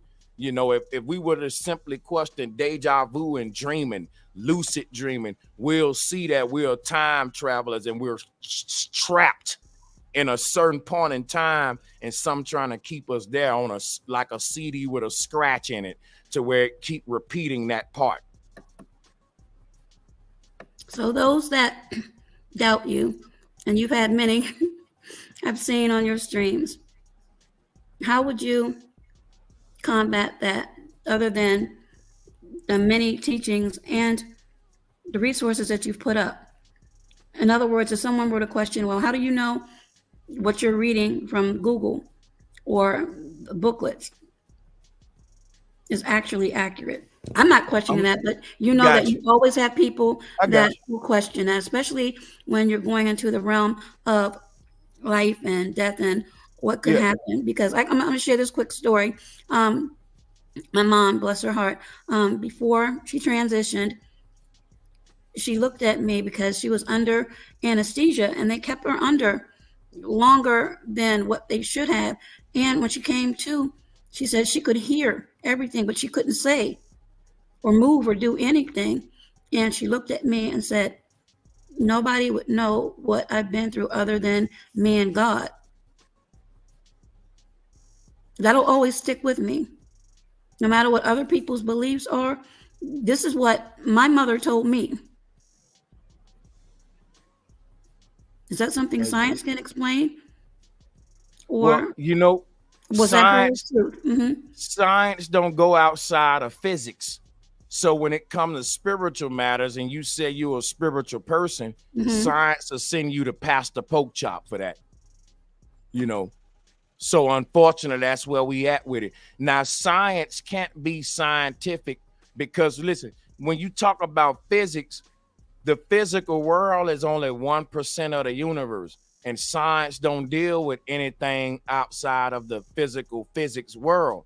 So science is neglecting 99% of our reality while acting like it knows something and is only studying 1%. See, when you say that, how do I know Google telling me something? I don't learn from Google. I don't even learn from the Bible. Just like you, right? You're a spiritual person, but you know a few scriptures. Guess what we do? We decode the Bible. If I was a Christian, I would believe the Bible. If I was a Muslim, I would believe the Quran. But just like I just did to you, when the Bible said, let there be light and let us make man in our image, I'm so complex that I synced that with Plato and made this collage. And I also synced it with the Big Bang Theory and what was going on in Egypt under the Pharaoh Akhenaten, who they call the devil, because they say the devil is the Lord of this earth. His name is Aten, which if you put an S on the front, it becomes Satan. He was worshipped all over the world. They even call him Odin in the North. Oten or Aten becomes Odin or Odin. This one-eyed Cyclops god got one eye because he represents this top, what Plato called a form of good, and they turned the word good to God. And instead of us really doing good, we doing God. And God will tell you to kill them in my name. People do so much evil in the name of God. But that's when they turned what Plato was calling, we should be looking toward our good form to our God form. And that became the whole God body being God consciousness when we should have been self-consciousness. You see what I'm saying? So if you look at what I'm showing here, I don't get my sources from anybody in the world. That's what make me me, because this is all literally my independent research. And if somebody say, Brother Sanchez, well, how do you get that? It's because they feel that everybody not the same. In this world, you got sources, and some people can only come up with an idea based on another person's idea. I made this collage based on Plato idea, the idea they had here in Egypt, and I put it with the new idea of cheating death with holograms today right here in blue. And I put all that together and I said, damn, they all saying the same thing about immortality. And it made sense to me with this collage. But not everybody is doing what I'm doing here with this collage. So what I'm doing is totally unique. It ain't been done before. And I'm syncing concepts together that the average person never thought to bring together, because I was a nerd and a tech head, but I also was a spiritual guy who was seeking the answers about the hereafter and here before. So it led to me being right where I'm at now, syncing the spiritual side with the technological stuff they doing today. And that's when I had my aha moment and realized history just repeating itself. We're reinventing the simulation like the Egyptians did. This is my own. I can be wrong, I can be right, but it's mine. Just like Plato had his own philosophy, Aristotle did. And that's what I want to encourage among Black people. Bring back the age of philosophy and thinking in your own mind with all that melanin you say you got. You shouldn't need that many sources then. You should become the source now, my people. And you can only do that by using your own mind and not somebody else's. You can let them inspire you, but don't let them make you become their person, just an echo chamber of them. And that's what religion is. Science has become that. And all of these modern new age schools of thought, that's what they are. So, but I yield right there for the sake of. Oh, no problem. There is a question or a comment from Graham, who's in the chat. He wants to just listen, but can you see it, Brother Sanchez? I wonder what they call the people of 2023, 2,000 years from now. I mean, seriously, what will they call us? Thank you, Graham. They would probably call us, well, I don't know what the hell they'll call us, man. I'm going to be honest. It won't be human, though. We'll be transhuman. We'll be, because, you know, this whole evolutionary chart, Australopithecus, Neanderthal, all that is crap. What they don't want to tell you is they've rewritten the DNA of humans many times. In fact, I'm going to show you an article that say what humans will look like 3,000 years from now. Okay. And we have another comment on the screen. Can you see that, or do you want to get back to that after you share yours? I'm about to go to it right now. Let me share All this right. real quick. Sure. Start it. Present and share, and here we go. I was reading this the other day. Okay. Scientists said 1,000 years from now, humans gonna look like this. They're gonna have a smaller brain. They're gonna be hunched over, and they're gonna have claw-like hands. Like you're gonna basically look like a T-Rex around this motherfucker, because we clench all of these electronic devices all day, and we bend down to look at them and all that. They said this is what we're gonna look like. But isn't that what ergonomics was to avoid from happening? So ain't that crazy? Yeah, I mean, to me. But when you just said that, I'm looking, yeah. No, I'm not debating you. I don't want to. I'm saying I'm agreeing with you, because you're right. That's a good observation. It was supposed to prevent all this, right? And now yeah, I'm definitely with you. Yeah, facts. You know, so it just show you the hypocrisies of it all, though. You know what I'm saying? Was it hypocrisy or agendas? Yeah, both. You're right. The agendas come off hypocritical. But I know one thing, when I look at this monstrous image they got up here, I get Hunchback of Notre Dame vibes. I get these vibes right here. And I be like, yo, they got a lot of hunched over creatures, like the Reaper got this hunchback. They say history keep repeating itself, and that the Sumerians. Because if you go through encyclopedias from the very beginning, when they talked about some Homo sapien, I mean, and then they were hunched over, and then sooner or later they were upright. And now you're saying that, well, not you're saying, but you're showing what we may look like in the future. I mean, those pictures look decrepit and totally different from what, like I said, ergonomics. We had them in chairs, all of these contraptions for carpal tunnel for the hand. So if we have those, how is one's hand looking like Stretch Armstrong's hand? And I'm not being facetious at all. Yeah. And but that edge up though, I ain't gonna lie. But yeah, you know, I'm just saying. But this is crazy though.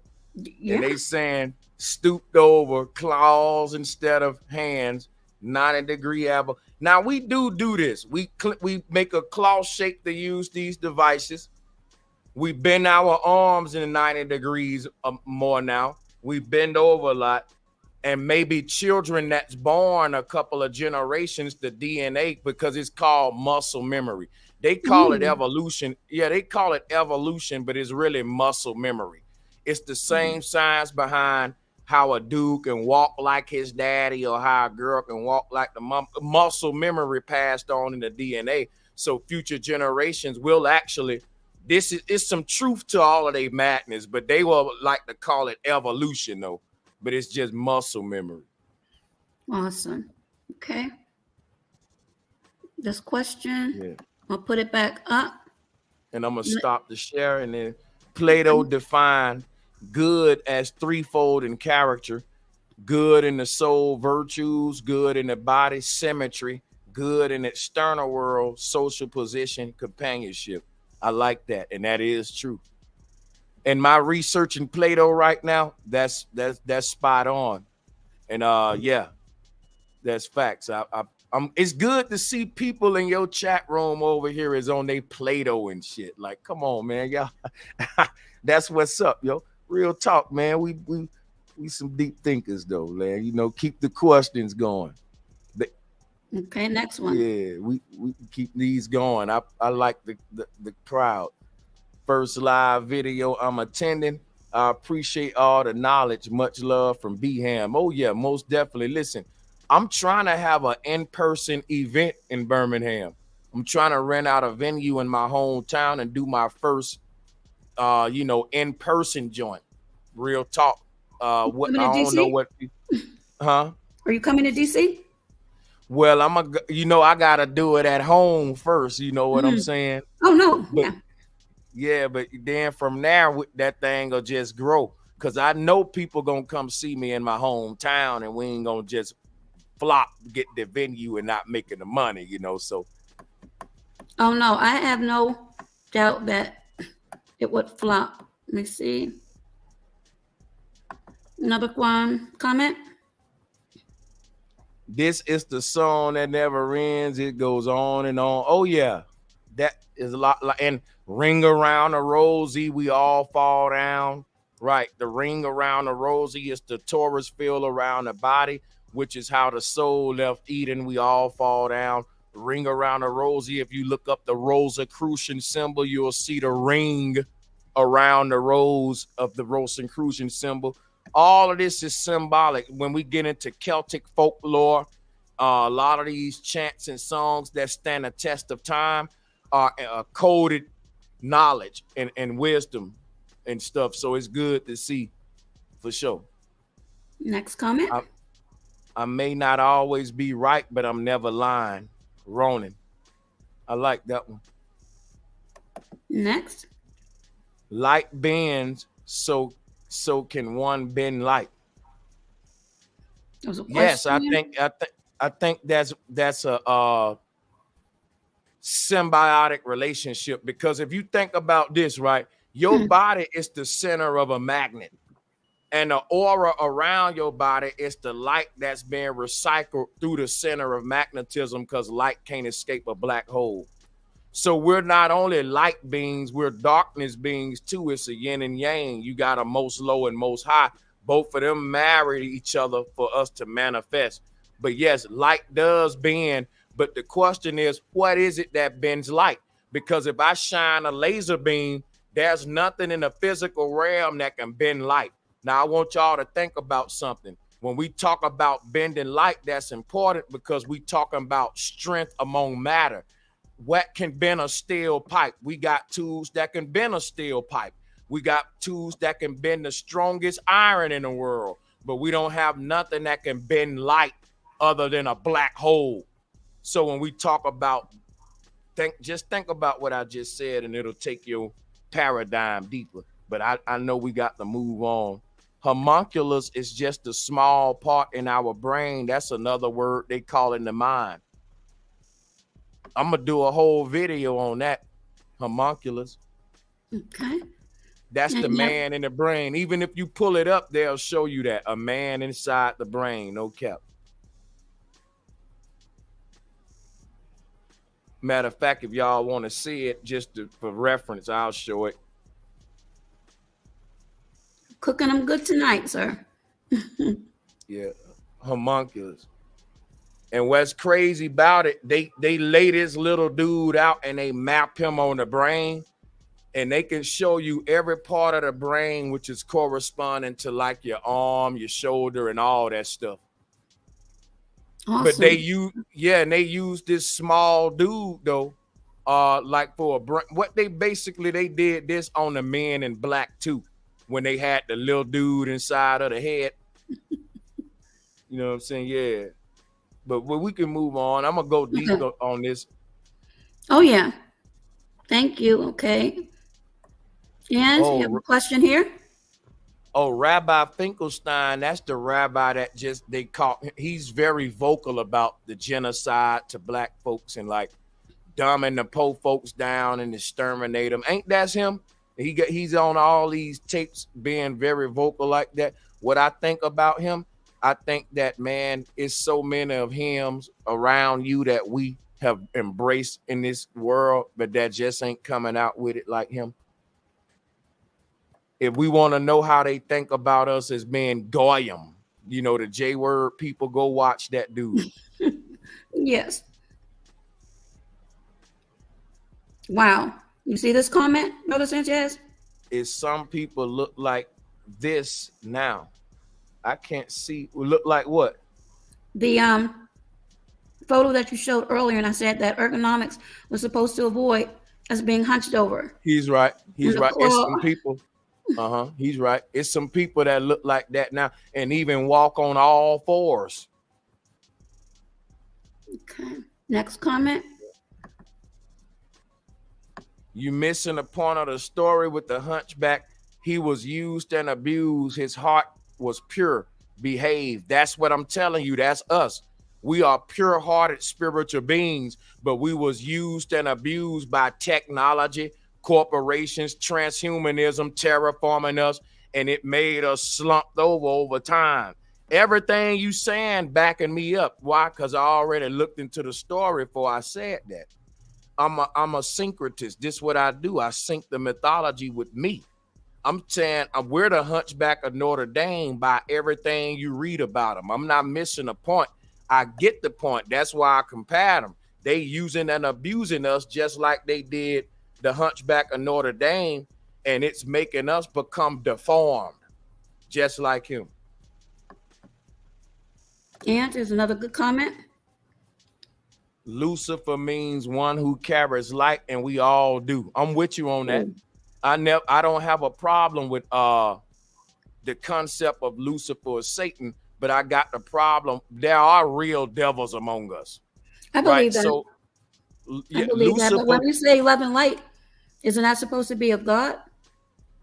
Well, the thing about Lucifer being the light bearer, you can't have light without darkness. For light to shine, it have to be surrounded by darkness. So Lucifer being the light bearer is no different than saying that before we had God and the devil fighting each other, you basically had light being supported by darkness, or yin being supported by yang. Right. So it was never no fight between light and dark, God and devil. Right. It was the concept that light is actually born out of darkness. So God and the devil weren't actually fighting each other. The devil was the foundational principle in trying to understand and how to manifest your light by going into the darkness. And going into the darkness is traveling through the lower layers of the self. And according to the Hindu, that's what our manifestation in the body is. It's the soul leaving Eden, which is the realm of light, going into ignorance, playing like it ain't God, and living out its karma, exploring its darker half. Because the only way that a good God and no darkness that don't exist in the higher realms is to come down into the lower realms, which is a simulation where you can act out possibilities that wouldn't exist in our perfect realm. You know what I'm saying? None of these possibilities will ever equate to perfection. But what it's doing is letting a perfect good God explore duality for the sake of activating its goodness. For example, if I can't teach you about up, I can never teach you about down. I got to teach you about down as well as up at the same time, because it's a polarity thing. And it's like God can't understand his God self without exploring his lower nature. And according to the Hindu, that's what we here to do, to find unison between them both. So the angel and the devil ain't fighting each other. They working together to manifest your greater good. Okay. You have another question up from Rebirth. Thank you, Rebirth. If we already live in a quantum computer, bro Sanchez, as you say, what's so bad about the metaverse? Good question. And this is gonna go into one of those things where I do like what you've been doing, sister, all night, because you're wise, right? You've been bringing up old proverbs to support this complex bill, and it has simplified it. So I'm gonna do that now, and I'm gonna say, don't reinvent the wheel. That's an old term. You know what wheel they was talking about? The CERN wheel. They call the CERN wheel Ezekiel's wheel in the Bible.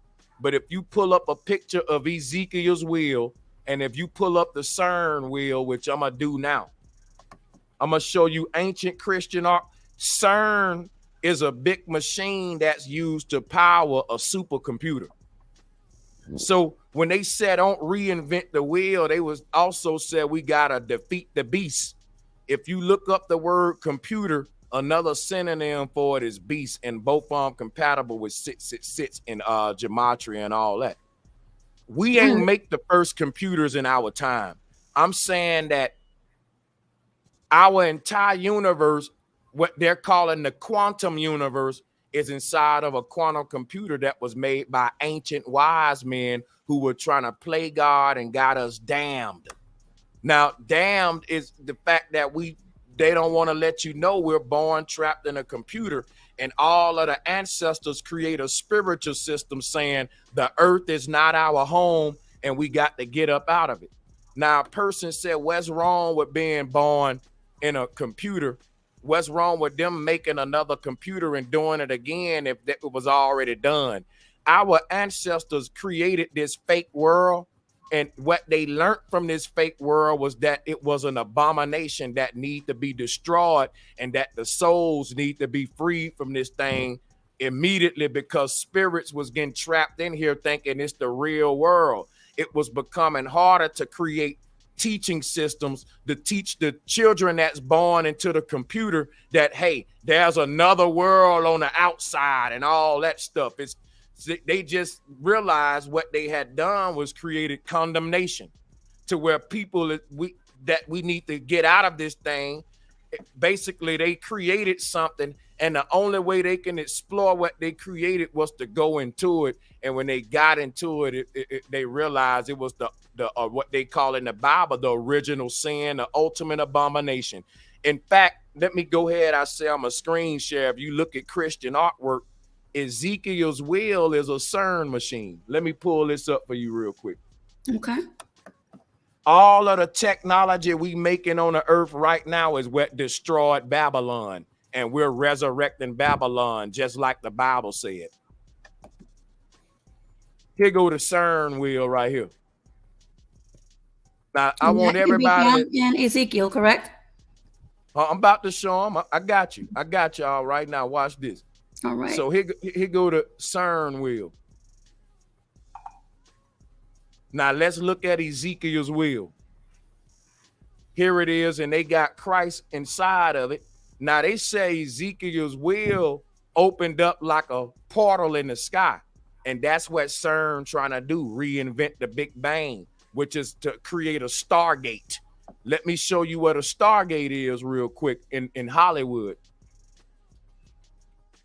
Now remember, Jesus is a time traveler. Jesus said, I'm going to be with you to the end of time and throughout the ages. He was saying, I'm a time traveler. Jesus wore a crown of thorns when he left the earth on the cross. And look at this Stargate. Look at the thorns on it.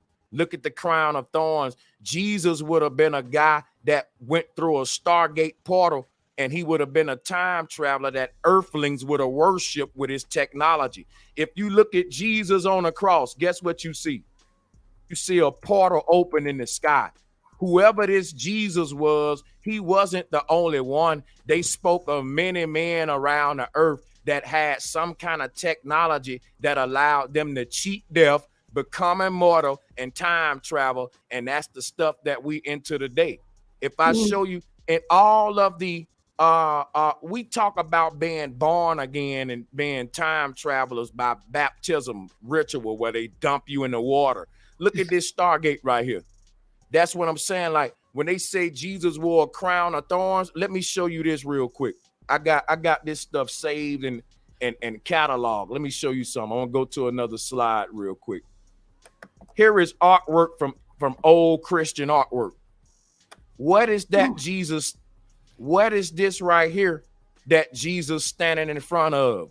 Jesus is actually coming up out of a freaking time portal, a CERN machine. And this is why Jesus wear a crown of thorns. This is the spikes right here.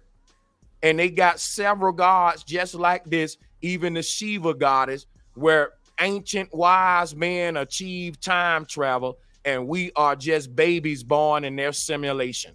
And the only way out of it is to rise out with knowledge. Because, and look, here go Walt Disney right here. What is that Walt Disney standing in front of him? Because he's a master occultist. What? Anybody that ever researched what he's standing in front of right there, that's the Death Star. That's the Death Star is that which they call the Star of Bethlehem. This Stargate, this portal that opens up for us to leave and exit the earth. They turned this into Darth Vader thing, but this ain't nothing but the flat earth that he's standing in front of. Let me show you something. It ain't nothing but the entire flat earth terrarium, and you can find this all over. And if you look at this thing, the light is expanding from the center, which is the core, all around in rays. And I'll show you how that look real quick. So, because anything I say, I want to come with the imagery to support it. It's similar to this. So what I'm showing you here is the 7 heavens above, the 7 heavens below. And now I'm about to show you a magnetic energy field. Look, on the left, that's light. Remember, sister, when we was talking about bending light? Yes. This is light literally bending right here on the left. This is an instrument you can buy called a ferrocell. And there was a comment. I'm sorry. There was a comment earlier, and I didn't want to forget it. Where the gentleman, I believe, stated that mirror can bend light. A mirror can bend light. Mirror can bend light.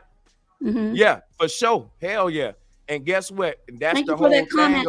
Now look, a lot of people call this a mirror matrix. Whoever said that about mirror can bend light, that was the whole point of me bringing up this image and showing reflection. Our universe is acting like a mirror. That's what I'm saying. In fact, when we go to the middle of our universe, you know what they call that? Mount Meru. And the word Meru is just another way of saying mirror. So watch this right here, right? I'm going to show you what I showed y'all earlier while I'm rocking with the person that brought up the mirror thing. Here's what I've been teaching right here. Our world is nothing but a mirror, and you being in it is your light. That means your body is just a reflection in the mirror, and your mind is the true one. So whoever said that the mirror can bend light, that's deep, because that's showing you the earth is nothing but a mirror that's bending light, the light of our true soul, and forming it into a tetragrammaton, or the pentagram, which is the body, and a simulation around it. It's the law of reflection. See what I'm saying? The body comes and go just like the water down here on the ground that's reflecting that pyramid right there. When that water dry up, the reflected version gonna go away, but the true version gonna still stand upright. See, this upside down version represent the earth tetrahedron, which is what I'm showing on this chart. You see it right here? Earth tetrahedron is the one that's pointed down. That's the earth. That's the false self. That's the joker. That's the other side of the face. That's the painted one, because it's a version of the soul it's covered by this water, right? And that water is exaggerating your image, like me hovering over a river. That's why they said God looked upon the waters on deep. And when he came with the let us make man in our image, it was God cloning itself. We are born or we are burned like a CD disc, is what I'm saying. So the soul will go away just like this bottom version will when the water dry up. And the crazy thing about this is your copied version can never be perfect, because it's going to always be distorted because of the nature of the water surface. It can't project the true image on that surface of the water. And that's the nature of us in the earth realm, according to the ancestors. And that's what all of these images around the world represent. Even a Vitruvian man, which is Saturn right here, Da Vinci man.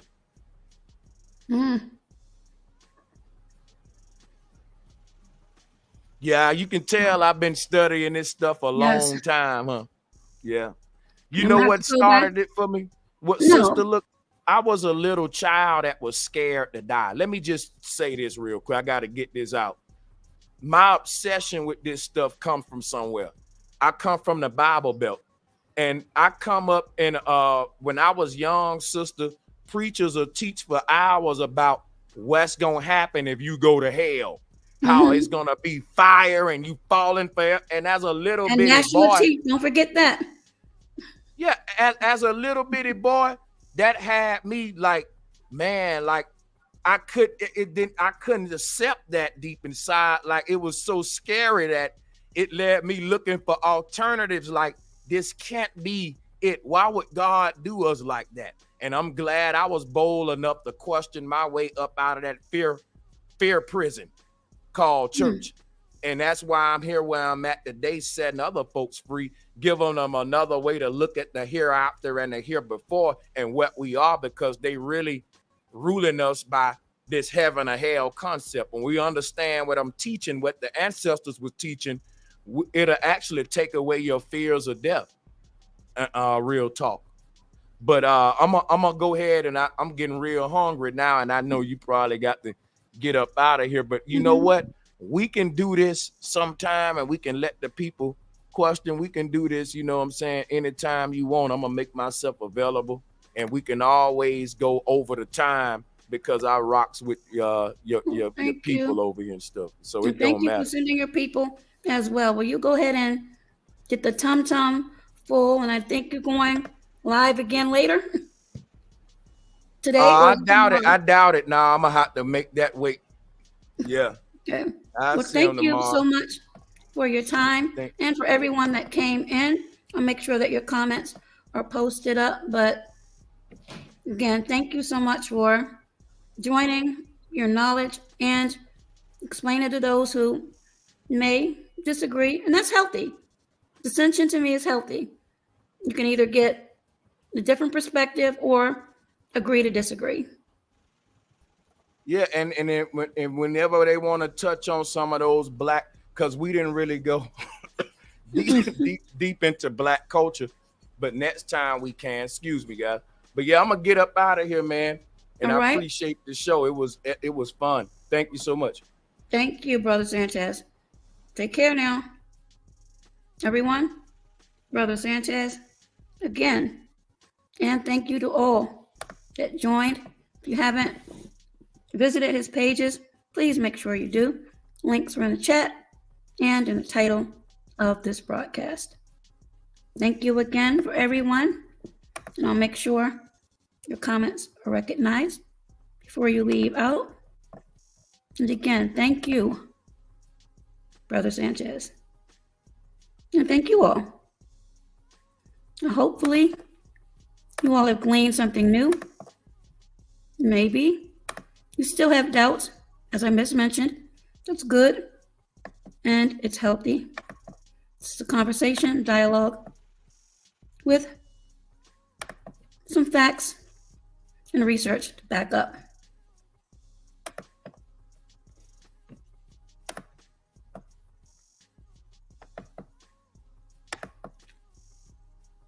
And I'll make sure that I keep these comments for the future.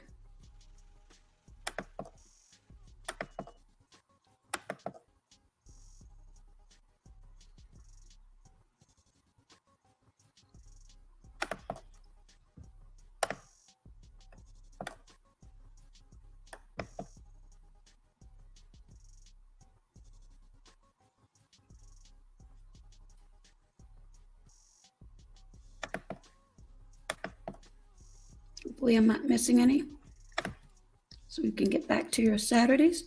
But again, thank you to everyone that came in. You are all appreciated, as well as your comments and engaging with Brother Sanchez. And again, the links to the article referenced as far as Black culture is in the description. And the replay will be available for those interested.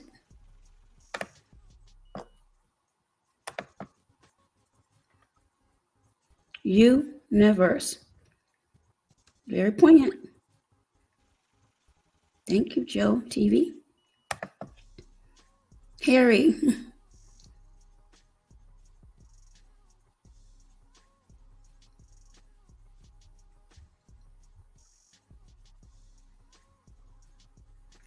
Sound wave. Okay.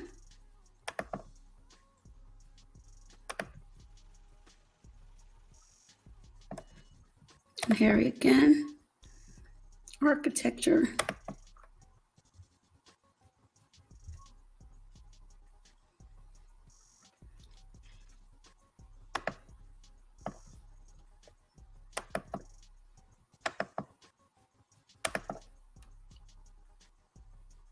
ancient Americans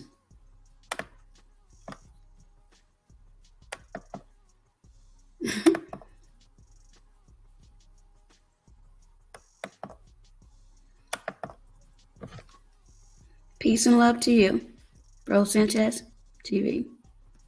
You all make sure you please follow him and check out his teachings on Plato and forms. It's a lot to absorb, I know, trust me. But once you get in there, it'll make you yearn. Well, many that seek answers or just a broader understanding won't mind doing the work.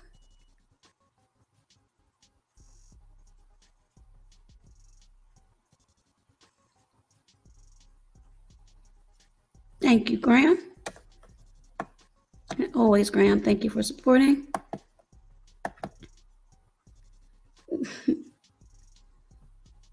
All right, I think that is it. Thank you, Moki. And thank you to everyone. Enjoy the remainder of your Saturday. Be safe, be well, be healthier. Next time, bye-bye for now.